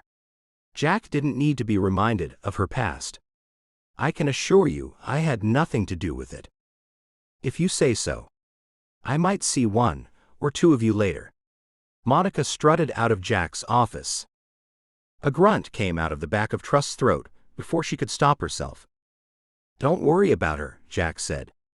She's a good agent, she just lacks a few social skills. Yeah, I noticed. What was it you wanted to tell me before she came in? Trust could barely look at Jack. Oh. Nothing. You were about to tell me something. It sounded important. You said there was something I should know. Trust shrugged her shoulders. I can't remember now. It couldn't have been that important. That's right. It was something about the connection between O'Grady being Romanian and that letter arriving. Jack smiled. It sounds funny to hear you say that O'Grady is a Romanian with that name. I know. I wonder why he went to such great lengths to change not only his name, but his whole family culture. But if he was writing a history book about Romania, wouldn't you think he'd want to keep his name? Perhaps he was planning on publishing it under his real name, Jack suggested. I just wish we could ask Jill questions. We haven't got any real leads about where the necklace is. Jack's eyebrows rose. You don't trust your source. It's all the children's game, telephone, I'm afraid. I don't know anyone close to what happened 20 years ago at the museum. Jack got a call. When the call was over, he looked up at Trust.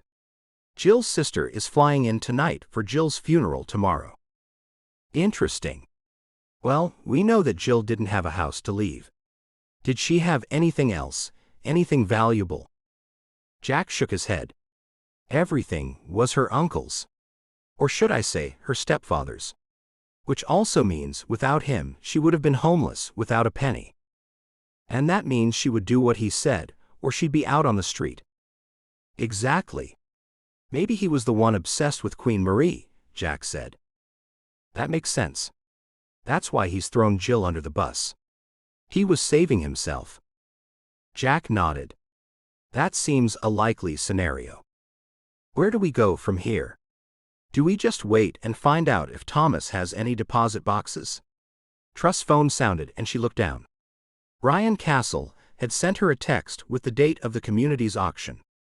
Everything okay? Jack asked. Yes. It's just a reminder. Are we going to the funeral? Trust asked. We are. Is that okay? Yes. I guess so. Although funerals are quite depressing. It reminds me that we're all going to be dead one day. That's true, and that's why we should make the most of the life we've been given. Every day's a gift. Jack's words made her think of her parents. Maybe they'd be dead sooner rather than later if she didn't find that necklace. Should we go back to Patrick's house and have a better look around? She asked. No. If he had the necklace, it would be elsewhere by now. He's not going to call the police to the house about a robbery and have the necklace at the same place.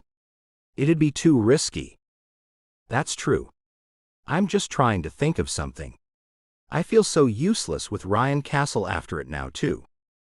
I know what you mean. Jack looked thoughtful. Hopefully that reward will bring some new information to light. I certainly hope so. Chapter 26. Jack and Trust made their way into the chapel for Jill Harrigan's funeral service. They sat down halfway between the back and the front. Apparently, that's Jill's boyfriend.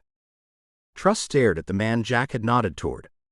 It was the man she'd seen at Jill's house. What's that on his face? That's Bass Yakeley. He was caught in a fire rescue. He was badly disfigured, and he wears his face covered. I heard that half his face is missing.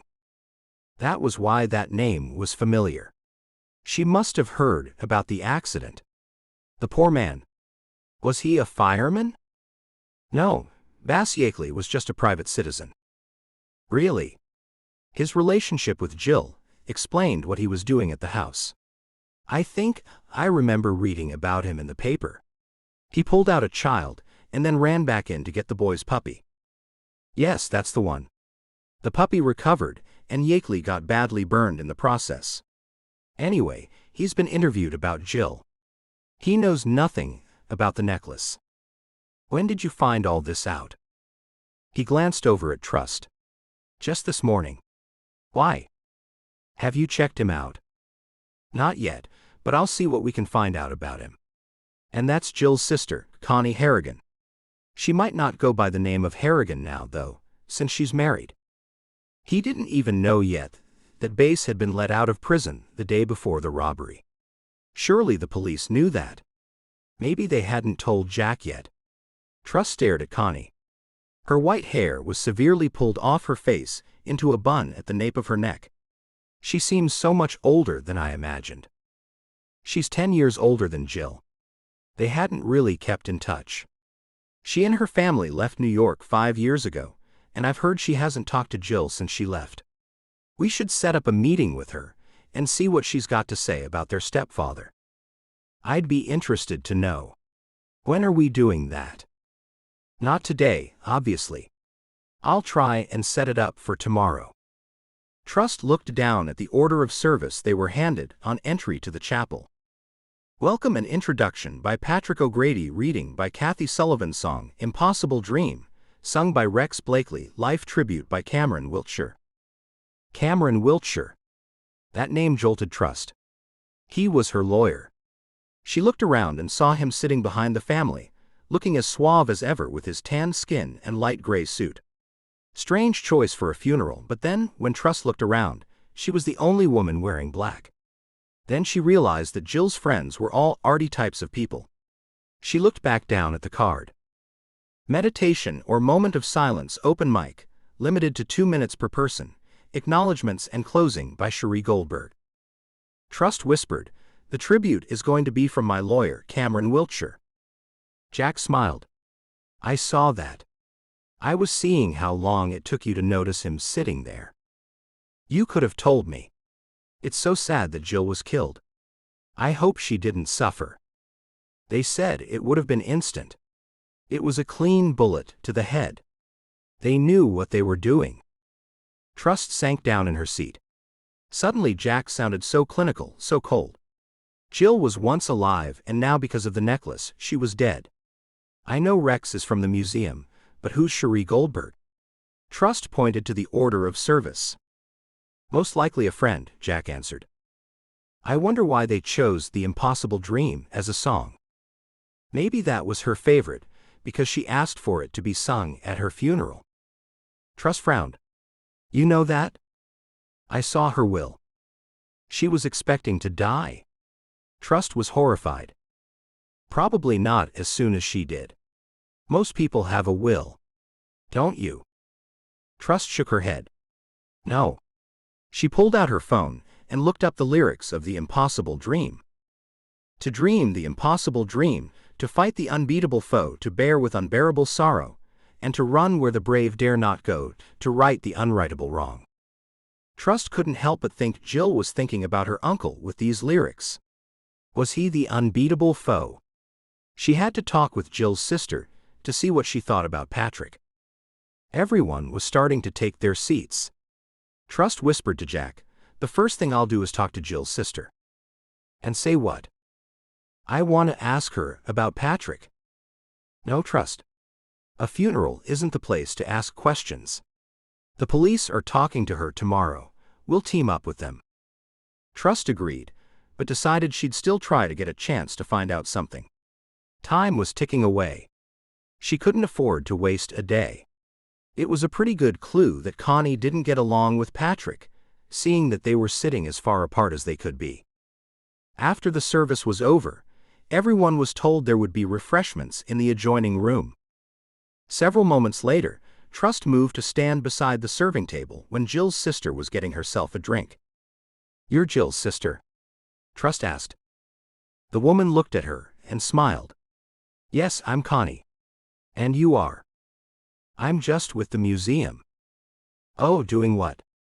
I'm helping them with an investigation of a robbery. Connie raised her eyebrows. The necklace? That's right. Connie made a face. That was over 20 years ago, and everyone's still talking about it. Who's talking about it? Connie licked her lips. I heard the police believe the necklace had something to do with her death. Trust hung her head. I'm sorry. I don't want to talk about this today. I shouldn't have mentioned it. That's okay. I know you said you're working at the museum, but I know you're not with the board. You don't look like you're a security guard. Connie looked Trust up and down.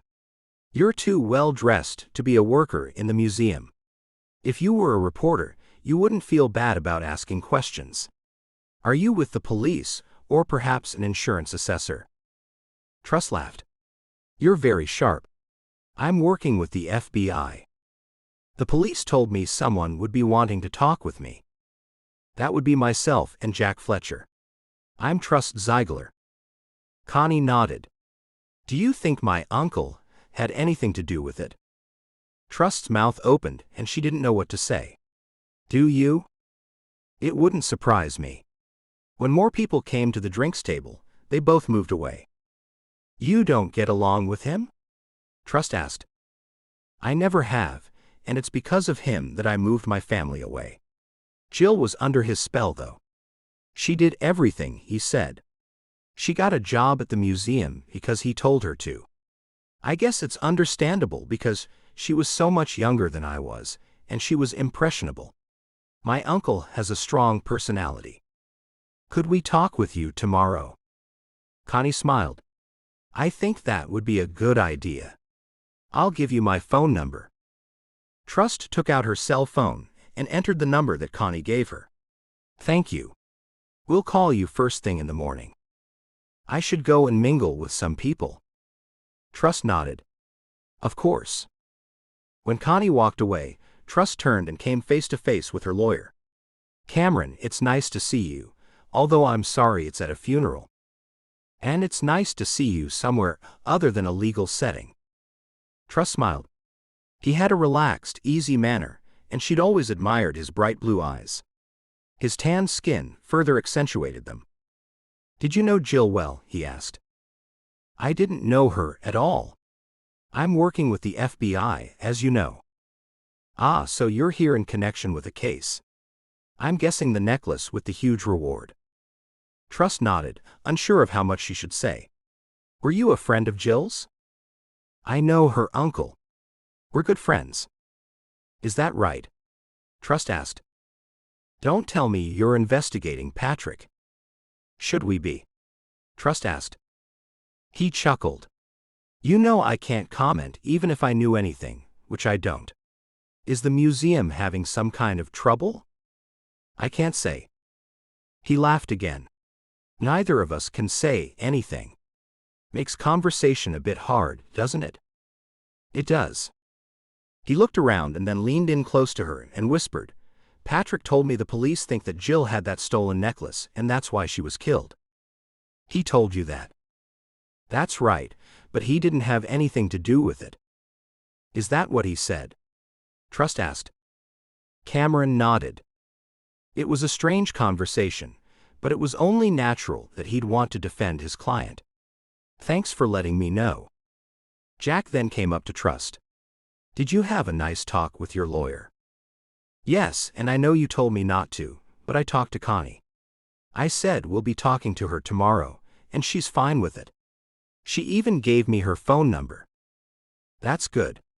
Not good that you didn't follow orders. I know. I'm sorry. Trust bit her lip. Tomorrow morning, see if she can meet us somewhere early.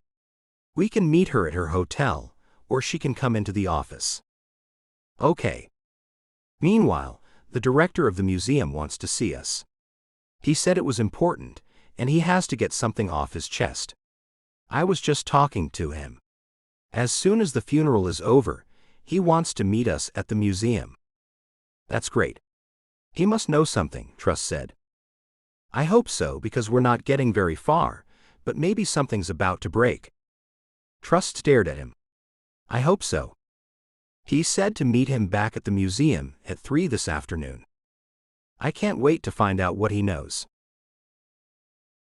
Chapter 27. That afternoon, Trust and Jack sat in an interview room with the museum's director, Paul Tallman. I don't know why I kept quiet about this, but I didn't want anything to look bad for Jill, worse than it already does. A few months before the necklace went missing, Jill came to me and suggested we make a replica. She wouldn't say why. I resisted, but she was so insistent on it that I eventually agreed. You have a replica? Trust was in disbelief. He nodded. I thought she might want to exhibit it and keep the real one hidden away somewhere. It was finished the day before the real one was stolen. When I discussed it with Jill, she said it was too late and she wouldn't need it anymore.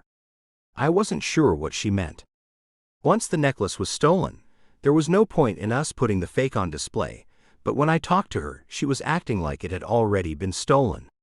What I'm saying is, she said it was no use anymore, on the day before it was stolen. Where is it now? Jack asked. I have it here. He got up and opened the top drawer of his filing cabinet.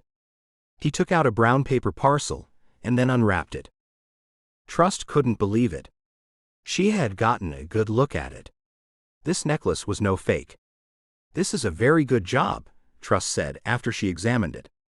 Who made this for you? Vale. He's said to be the best jeweler in the city. Trust tried not to flinch. I've heard that's true. And that would have alerted Vale to the value of the necklace at the museum, Trust thought.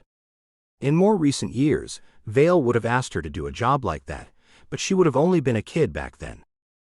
Does the rest of the board know about this? Jack asked. No. She didn't want anyone to know. Jill paid for it out of her own money. Then she didn't want to take it. She asked me to keep it under lock and key. Those were her words, under lock and key. Trust had a better look at the supposed fake and took it over to the light. They were diamonds, all right. And they were cut in the way diamonds were cut back then. Sure is convincing for someone who doesn't know anything about diamonds. I know. Thank you for letting us know about this, Jack said. Jill had taken the fake one home and left the real one to sit in Scott's office drawer. I don't think you should tell anyone else about this. Trust could feel Jack looking at her. Not for now, until we get more information. Paul nodded. I'll do what you say. But if this leads to finding the real one in any way, would I get the reward? I'll donate it to the museum, of course. It's quite likely, Jack said. Once they were out of Paul's office, Jack asked, You don't think the police should know about this? Not until we know why she wanted the copy made. Otherwise, the police might get in our way. Jack nodded. Yes, they do tend to get in the way. Later that night, Trust called Kent and told him why Basically sounded so familiar. He was Jill's boyfriend, and he wears a mask because his face was scarred in a fire. Kent was silent for a while. Why was his name familiar to you? I think I read about it in the paper. So that solves that mystery, Kent said. And there's one more thing. We have to break into the museum tonight. What? Kent yelled. Yes, I found the necklace. What do you mean you found it? It's a long story. I'll tell you on the way there. Meet me at 9 sharp where you dropped me off last time. I'll be there. Figure out a way for me to get into the offices at the back of the museum. Will do. Trust couldn't believe her luck, but things always turned out well for her in the end. All she had to do was steal the necklace from the museum and give it to Ryan Castle. Then hopefully, he'd leave her and her family alone. The best part was everyone thought the necklace was already gone.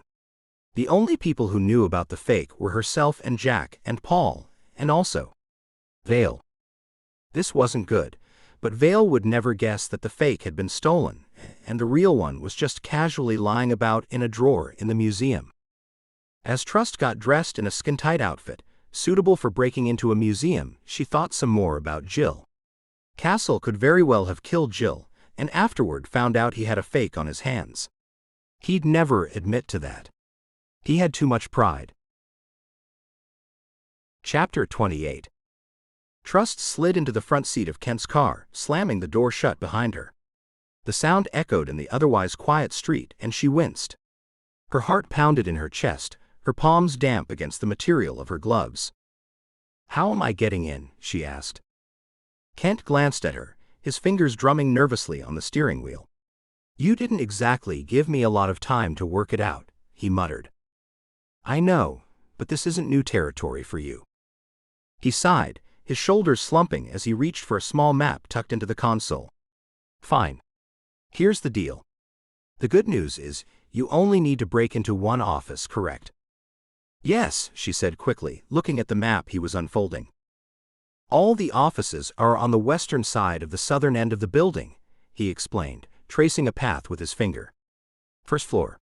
You'll be closest to the back door, if you stick to this hallway. But it's not exactly a walk in the park. Paul's office is the first one near the back door, she replied, committing the map to memory. It'll be a piece of cake. Kent shot her a skeptical look, his brows knitting together. Don't get complacent, Trust. I mean it. This place has more layers than you think. Cameras, motion detectors, guards. Just because it's a small-town museum doesn't mean it's a pushover. Never, she said firmly, her jaw tightening as Kent started the car. Several minutes later, she opened the door and stepped into the cool night air, adjusting the strap of her bag over her shoulder. Good luck. May the force be with you, Kent whispered after her, his voice barely above a whisper. She didn't look back.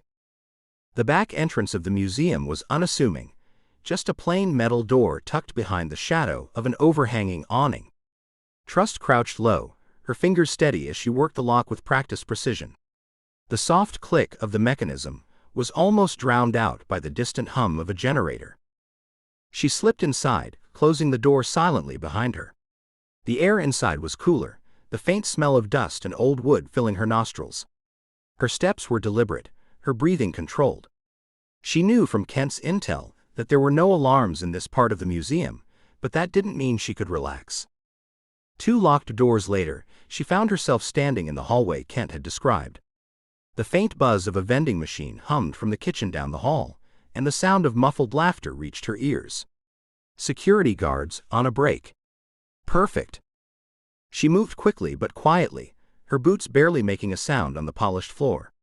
When she reached Paul's office door, she paused, glancing over her shoulder to make sure no one was around. Satisfied, she pulled out her tools and began picking the lock. It took less than a minute before the door swung open with a soft creak. Trust slipped inside, shutting the door behind her and letting out a small breath of relief. The room was dark, the faint glow of a computer monitor casting eerie shadows across the walls. She flicked on a small penlight and scanned the room, looking for anything that might lead her to the necklace. Just as she stepped toward the desk, she felt a sudden movement behind her. A strong arm wrapped around her waist, yanking her backward. Her flashlight clattered to the floor, the beam dancing wildly across the room. "Let go," she hissed, struggling against her attacker. The next few seconds were a blur of motion. She was wrestled to the floor, her breath knocked out of her as she hit the carpet. She fought back, twisting and kicking, but the grip on her didn't loosen. Her mask was ripped off and she froze, her chest heaving. "Trust." Her heart stopped at the sound of that voice. She squinted against the dim light, her vision focusing on the man hovering over her. "Jack," she gasped, her voice a mix of disbelief and frustration. He let go, stepping back slightly. "What the hell are you doing here?" She pushed herself up, brushing her hair out of her face. "I could ask you the same thing." Chapter 29. Trust scrambled away from Jack. Why was he there? Was he the person in her apartment that night who'd shoved her so hard and taken Jill's phone? "What are you doing here?" he whispered. "What are you doing here?" A tear trickled down her cheek. She couldn't trust anyone. It seemed everyone in the world was out for themselves. No one cared about anyone. "I'm trying to find out if there's a leak at the FBI. I mentioned the replica to a couple of people, and then I posed the question of whether it was really a replica." "You're staking the place out?" she asked in a quiet voice. "Yes. I wanted to flush someone out." He put his finger over his mouth, telling her to keep quiet. "Why didn't you tell me?" she asked. He shook his head. "Are you the leak?" "No. Of course not." "Then what are you doing here?" She knew it was time for the truth. "Jack, the necklace in Paul's filing cabinet. It is the real Queen Marie necklace." Jack's mouth fell open. Trust continued, "I need to take it. Ryan Castle threatened my family. He says I must find the necklace and give it to him. He's going to kill my whole family at the charity auction on Saturday night." He looked at her in disbelief. "That is the real necklace? That's the Queen Marie necklace? And Ryan threatened your family?" "Yes, to all of what you said. And at the auction, there will probably be a lot of innocent people there in the way." "Why didn't you tell me, Trust? I can help you." "I was going to, but then I thought better of it. The auction is only days away. You know he'll do it." She wiped away a tear. "I didn't want to risk telling you." Jack looked thoughtful. "Let's take another look at the necklace." He quietly pulled the drawer open, and then he opened the paper it was wrapped in. Then they heard a noise and then voices. "Someone's coming. Quick, under the desk." Trust grabbed the necklace, and when they were both under the desk, he said, "I'll look after that." She'd had no choice but to hand it over. They sat there in the dark as they heard muffled voices coming toward them. Then the voices got louder. "Which office is it?" one of the intruders asked. "Doesn't sound like a guard," Trust whispered. "Shush," Jack said. The door opened and 3 men walked in. Trust knew at once it was Ryan Castle and the 2 men he'd had with him at O'Grady's house. Castle said, "She said it was in the filing cabinet." Castle walked over and started going through each drawer. He groaned. "Nothing here." Then he picked up what was in the drawer and threw it across the floor. "Nothing but paperwork." "Hey boss, look." The intruder pointed to the crumbled brown paper on the desk. "What?"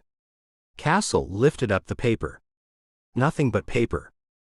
Maybe someone else got to it first." "Shut up and keep looking," Castle snapped. Part of Trust wanted to jump up and hand over the necklace to save her family, but she might end up getting both Jack and herself killed, given the mood Castle was in. Then Castle demanded, "Search the whole room. It's got to be here somewhere." While the intruders searched the drawers of the desk in the semi-darkened room, Trust huddled close to Jack, hoping not to be discovered. Then she heard an alarm sound, and the welcome sounds of many police sirens. "Let's go," Castle said as he and the other men ran for the door. As soon as they were out of the room, Trust whispered, "What will we do?" "They're gone." "Let's get out of here." Jack opened a window. "You go first." "No, you." Jack climbed through and jumped a few feet to the ground. Just as Trust jumped down, a spotlight shone on both of them. "Hold it right there. Put your hands in the air where I can see them." Jack raised his arms. "FBI. You can check my badge in my shirt pocket. We're not the assailants." The lone officer moved closer, still with his gun trained on Jack. He pulled out Jack's ID and read it. Then put his gun away. "Sorry, sir. What's the FBI doing, climbing out of windows?" "Undercover.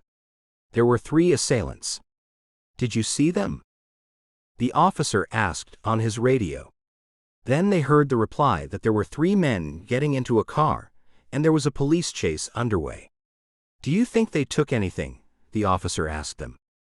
"You'll have to ask the museum. I'm not aware that they were there long enough." The officer looked over at Trust. Jack said, "She's with me." The officer then gave them a nod, and then Jack and Trust walked away. Trust was aware that Kent would have heard every single word that she'd said. She pulled her hair over her ears so Jack wouldn't see her earpiece. They got into his car. "You've still got the necklace?" Trust asked. He tapped his pocket. Trust inhaled deeply to calm her nerves. "What are you going to do with it?" "I'm not going to give it to Castle. We'll get protection for your family. And we'll find Castle and the leak at the FBI." Castle said she said it was in the filing cabinet. "Do you think the leak is a woman?" "It's quite possible, unless he was acting on second-hand information. I only told 3 people. I'll follow those leads." Trust leaned back. "How are you going to tell your bosses that you got the necklace? I'm guessing the FBI didn't know you were going to break into the museum?" "It was all in the line of duty. I saved you from Castle and his crew, didn't I?" "Yes." "I don't think they would have liked the surprise. What are you going to say to Scott when he sees his replica isn't there anymore? Are you forgetting the police are currently chasing 3 intruders? Oh, so you're going to let everyone think they took the fake?" "Exactly." Trust couldn't help smiling. It was a perfect scenario. "So, how will you say you came by the real one?" He smiled. "You ask a lot of questions. Probably due to the company I've been keeping lately." Jack laughed. "I'm still trying to figure it out. It must be officially authenticated first. It's the real one. Jill did a great job of keeping it away from her uncle, if that's what she was trying to do. It was quite brilliant. She must have trusted Scott would keep quiet and keep what he thought was the replica hidden. Who are you going to have authenticated? How about the person who made the fake? He's got a great reputation." "Perfect." Trust forced a smile. She couldn't tell Jack that he was the very person they should be keeping away from.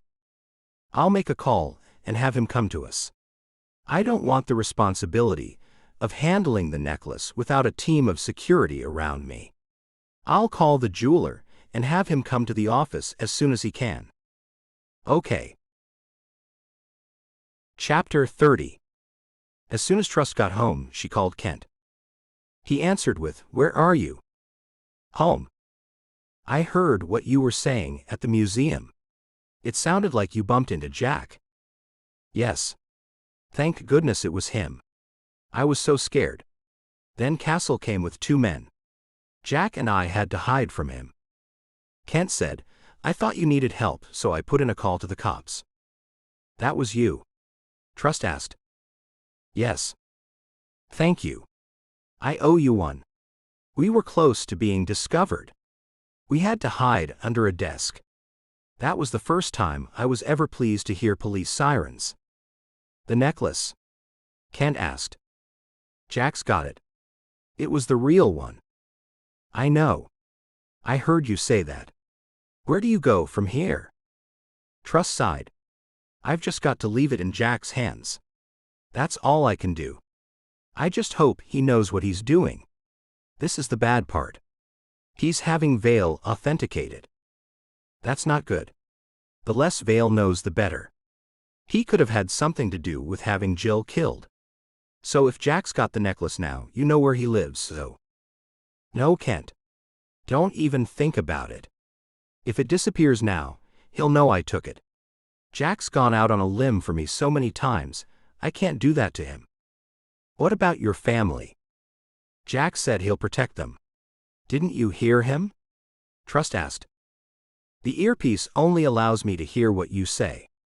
I can't pick up what people around you are saying. I keep forgetting that, about the earpiece. Anyway, he said he'd protect my family. I don't know what he's got planned. I hope the police caught up with Castle. Somehow, I doubt it. If they did, he'll probably only escape. He's done that more times than I can count. Go to sleep, Trust. You sound tired. I will. Thanks for your help today. You're welcome. It got me out of the house. I'm trying to get away from the computer instead of being on it all day, but it's not that easy. Just give me more notice next time, if you wouldn't mind. I'll try. Trust ended the call and collapsed onto the couch, exhausted. She hoped she'd be able to sleep tonight. Would the FBI be able to protect her whole family and everyone who was at the auction? She lay her head down on a cushion and thought about the intruder from the other night. Could it have been Jack? He broke into the museum to further the case, so what was to stop him from breaking into her place to get Jill's phone? And he had a sore arm. Sore arm from being stabbed with her scissors? She couldn't even ask him, because then she'd have to admit to taking Jill's phone from the crime scene. That was tampering with evidence, and she could be charged. Trust pulled the throw from the end of the couch over herself. She'd sleep there. She was too tired to move to her bedroom, and too tired even to change her clothes. Chapter 31. Trust managed to get some sleep, but she was up early. Instead of going for a run through the park, she decided to visit Vale. She needed some questions answered, and she wanted to ask them face to face. She knew he started early, so she was there at his workshop at 7. She pressed the buzzer at the back of the store where he had his workshop. He opened the door a few seconds later. What can I do for you today, Trust? Surely you'd remember creating a replica of Queen Marie's necklace. Or did you conveniently forget that? Yes, I did it. It was several years ago. About 20? Trust asked. Just before it was stolen. Possibly, yes. Then why didn't you mention it when I came to you? You said, did I know anything about the theft of it? I said I'd ask around. Not once did you ask me if I made a copy. Trust couldn't believe the smugness as he spoke. You should have told me. I'm not a mind reader, Trust. You know I don't give out information freely. Anyway, what became of the copy? Late last night, I authenticated the necklace for the FBI. Oh, you did? I thought you were doing that today. No. It's done. And it's the real one? Trust stared at him, knowing he'd said things were real before when they weren't. Yes. Definitely. I'd stake my reputation on it. Her phone sounded and she looked down. It was Jack. I should go. Aren't you coming in? No time, sorry. She walked away. He called after her. Next time you want to know something, just ask me. I will, don't worry. I'll ask lots of things, so you don't leave out any important information. I'll even ask strange and random questions. She turned around and looked at him. He lifted his chin. You don't have to go that far. I think I do. Bye for now. Bye, Trust. She walked further in the morning sunshine and promptly called Jack. Trust, I have some great news. You won't believe it. What's that? She asked. We've got him. She stopped in her tracks. Who? Castle has been arrested. That was the best news she'd had all year. How did that happen? The car they were driving away from the museum was identified and traced to one of his men. That young man told us everything we needed to know in exchange for witness protection. That's the best news I've heard in ages. And we've had the necklace authenticated already. That's great news, Trust said. Jack hesitated a moment. Where are you now? She couldn't tell him where she was. I'm not far away. Come to my office. I've got more to tell you. I'm on my way. She ended the call. It sounded like he had more good news. As she sat in a taxi, she Googled the news to see if they had anything on Ryan Castle's arrest. There was nothing yet. Chapter 32. Trust sat in Jack's office waiting for the good news. His face was lit up, and he sat on the edge of his chair. You won't believe what I'm about to say. Try me. Monica Blaze was named by our informant for feeding Ryan Castle information. Trust's hand covered her mouth in disbelief. She's the one. I told you they knew each other. It appears so. She's been suspended pending a full investigation. Trust had a hunch it was her all along. How do you feel about that? He raised a hand in the air. I'm a little shocked. She's been here for years. I wonder if the accident had anything to do with her turning to the other side. You think being shot changed her personality? Trust asked. Don't forget Monica and Ryan knew each other. They were seen together. He huffed. I should have listened to you. I'm sorry, I didn't take you seriously. If she's found guilty, they're not going to go easy on her. They'll make an example out of her. All I'm going to say is I hope that informant is going to be kept safe, Trust said. He is, don't worry about that. I'm just glad that Castle is finally behind bars. That means my family will be safe. Yes, you have nothing to worry about. Castle's been denied bail, and because he's escaped so many times, he's already in maximum security. Good. That's where he belongs. A feeling of peace raced through Trust's body. She hadn't felt this relaxed or calm for years. No one was chasing her, and no one was looking for her, or trying to kill her. There's more, he said. What? Detective Jameson was on Patrick's payroll. We found information on his phone after he was found dead last night. Strange thing was, he had a wound to his left shoulder. The coroner said it was a stab wound that wasn't too old. Trust knew now that Detective Jameson had to be the man in her apartment. She heaved a sigh of relief that it wasn't Jack. Then she felt awful for suspecting Jack at all. Then it occurred to her that Jameson was the Jay that Jill had mentioned she was meeting the day that she died. Well, is it possible that he was the one who killed Jill? Maybe she stabbed him in the struggle. Maybe you should check and see if he had an alibi for the morning she was killed. You don't think Castle did it? He said he didn't. If he had, I'm sure he would have boasted about it. He said he got there and she was dead. I'll look into that. There was nothing in the police file about him being stabbed in the line of duty. Do you think Patrick O'Grady's been paying off any other police members? Trust asked. A full investigation is underway.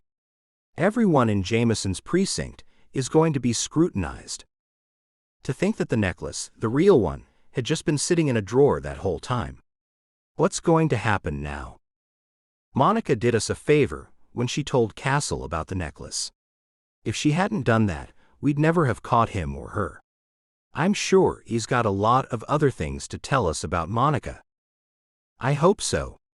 Jack, what do you think really happened in the museum 20 years ago? The most likely scenario is that Jill knew her uncle was going to steal the necklace, and that's why she paid for a replica to be made.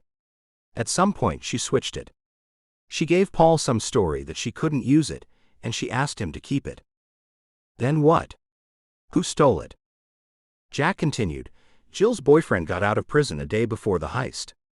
I'm thinking Patrick O'Grady had it all planned out, and he used some of Bass's contacts to do the dirty work. You didn't tell me that Bass was in prison. Didn't I? She shook her head. She only knew because Kent had found that out. Do you think he asked Jill to keep the necklace? Because I was told she had it. That's the part one don't know. And we'll never know. We can safely assume that Patrick never knew the one that was stolen from the museum was a fake. It's so clever of Jill. And they never would have tested it, because they never had reason to believe that it wasn't real. Correct. There's something else you don't know, Jack said. There's more. Yes. The Romanian committee has been good enough to allow the museum to have the Queen Marie necklace for another 12 months. Oh, that's great. Jack gave a nod. The museum is planning a media blitz to make sure as many people as possible get a chance to view it before it leaves the country. And we have to make sure nothing happens to it while it's in the museum. We? You mean you and me? He nodded again. Yes. We'll be in charge of security. What will happen to Patrick O'Grady? It depends on what else is found out about him. Do you think you can put up with me every day for the next 12 months? Truss smiled. Being close to Jack was more than she could have hoped for. I'll do my best, but isn't doing security duty a waste of your talents? The necklace is a symbol of the connection between our two countries, and right now that makes it a top priority. His eyes held hers for a moment.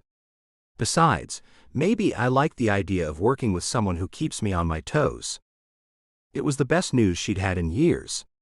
The necklace was finally going home, and everyone on both sides of the world were happy about it. Trust's family was safe, Castle was finally behind bars, and it turned out Jack wasn't crooked. Jack was an honest man. Then Trust saw the irony. She'd spent years being on the wrong side of the law, but now all she really wanted in life was the love of someone good, reliable, and honest, someone like Jack.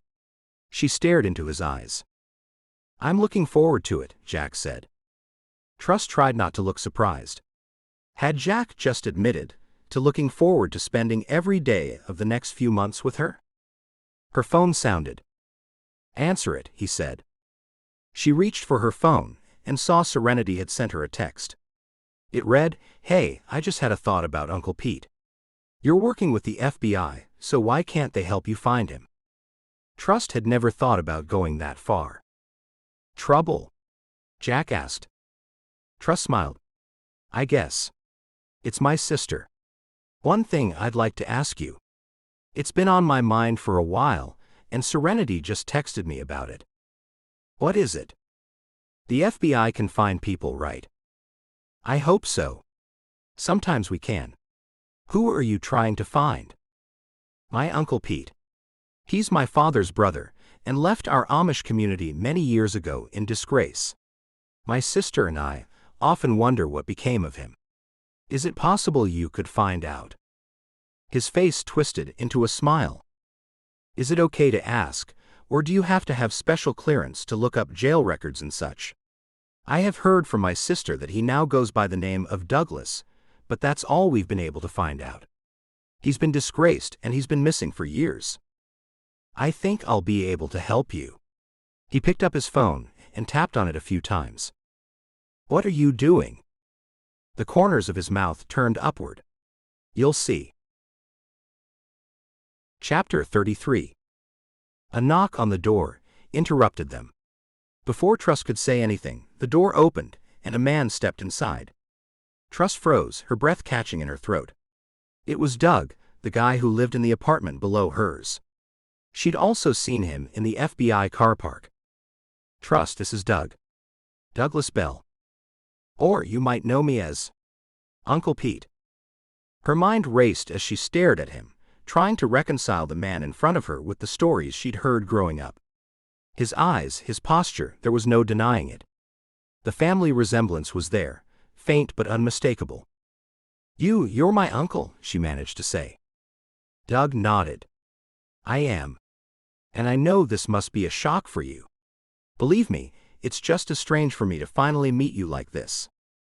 Trust's legs felt weak and she sank into the nearest chair, her gaze never leaving his face. You've been living in the apartment below me this whole time. Yes, I changed my name and started over. I've been with the FBI for a while now. He hesitated, glancing at Jack. Jack stepped forward. Doug was instrumental in arranging for you to work with us. He pushed for you to be brought in. He's been following you, Trust. He's your strongest supporter. Trust's head spun around to face Doug. You knew all of this? About me? Doug nodded again. Trust, I've made a lot of mistakes in my life and I've paid for them. But when I saw the path you were on, I couldn't stand by and let you go through it alone. Our lives have run parallel in so many ways. I thought, maybe I could help you avoid some of the mistakes I made. What Doug isn't telling you is that he deliberately bought that apartment in the same building as yours just to keep an eye on you. She looked over at Doug, and he nodded. Tears welled up. He was family and he cared. You're my uncle. It's going to be hard to get used to. Can I tell Serenity? He nodded. You can. I can't wait to meet her. Why the secrecy? Trust asked. Doug looked over at Jack. I thought it best to keep my identity quiet for a while, until you settled into your new role. But now you know, can I have a hug, niece? Trust stood up and stepped into his arms. Of course you can, Uncle. My family always told me I'd end up just like you, and it seems they were right. She pulled back slightly and looked into his eyes. But what did you do that was so terrible? Doug exhaled, running a hand through his hair. I forged documents. I thought I was helping people. It started simply enough, Amish folks who wanted to experience the outside world, but then I got further into the dark side of things and did serious forgeries for all kinds of documents. I forged land deeds, Trust. Amish families thought they were buying farmland, but the deeds were worthless. The land didn't even exist. Why would you do that?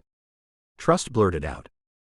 I got involved with the wrong people, a crime ring. They pressured me into doing more and more. I thought I could control it, but I was in over my head. Then some years later, the FBI caught up with me. I thought it was bad at the time, but it was the best thing that ever happened to me. I turned my life around. Trust's stomach tightened. And now you're working for the FBI. Doug gave a sheepish nod. Ironically, yeah. Turns out my skills were in demand. I analyze forgeries, secure documents, and help crack fraud cases. I guess you could say, I found a way to turn my mistakes into something good. Trust stepped back, a small smile lingering on her face as she processed everything. Family, approval, acceptance, things she had longed for but never thought she'd have. And now here it was, right in front of her. She turned to Jack, her smile growing softer as their eyes met. Thank you, she said quietly. For everything.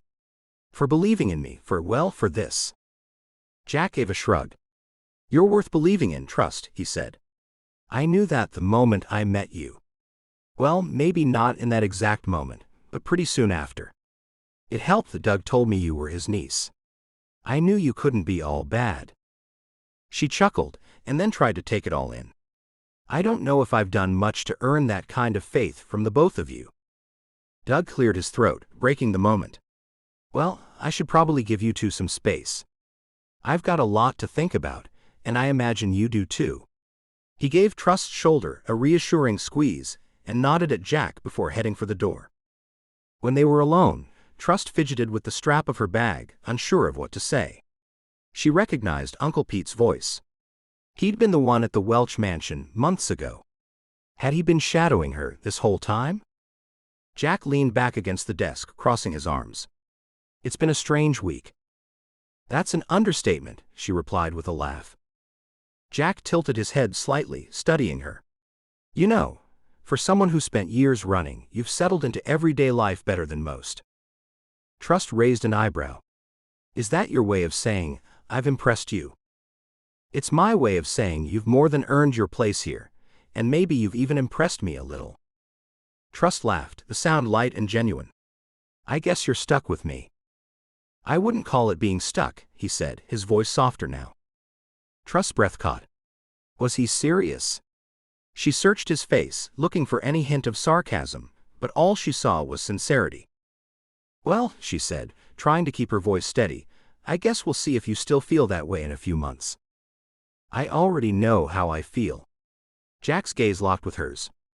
I know much more than you know. How much? Trust asked. I know about the Haven of Hope. Trust's mouth fell open. You know. He nodded. And I know that you need another 100,000 to complete the women's shelter. How could you possibly? He grinned. And I also know that a little more than that amount has been deposited to the charity's account about an hour ago. Trust's heart fluttered, and for a moment, she felt like the world had stopped spinning. Jack, she started, but the words got caught in her throat. He smiled. How about we test it out sooner than that? Test what? She asked, narrowing her eyes slightly. Our ability to spend time with each other. Dinner. You and me. Tomorrow night. Let's see if we survive a meal together when there's no case to solve. Dinner. Trust echoed, blinking. The idea of spending time with Jack without work looming felt different. A little scary. A little exciting. Jack grinned. I know how much you like your food. She laughed. I do. Are you sure you won't regret it? I mean, you realize no one can know I'm connected to the charity, right? I do. And as for the rest, I'll take my chances. Jack pushed off the desk, grabbing his coat and slinging it over his shoulder. Come on, I'll walk you out. Trust followed him to the door, her thoughts spinning. Jack, it sounds like you've been getting people to donate to the charity. I can't thank you enough. I don't need any thanks. It's a worthy cause. Do you know how many people you've helped and will continue to help? It was needed. As they stepped into the hallway, he glanced at her, his usual confidence softened by something more personal. Tomorrow night, he said as they reached the elevator. Don't stand me up. Her lips quirked into a small smile. Wouldn't dream of it. The elevator doors opened and Trust stepped inside, turning to face him as they began to close. Jack gave her a nod, his gaze lingering just a moment longer before he turned and walked away. As the elevator descended, Trust leaned back against the wall, her mind racing. Dinner. With Jack. Not work, not a case, just the two of them. And he knew everything. By the time she reached the lobby, her thoughts had settled into something clearer, more certain. Maybe there was a God after all, nudging her toward something good, something to believe in beyond the chaos she'd known for so long. Her life had turned upside down in the blink of an eye. Monica's betrayal was exposed, Castle was locked away, and the chaos she'd lived with for years finally settled. Now, the only thing left to figure out was what she'd wear on her date with Jack tomorrow night, a dilemma she welcomed with open arms and for the first time in a long while, a heart full of hope, and just a little curiosity about where this new path might lead. Thank you for reading Resolve.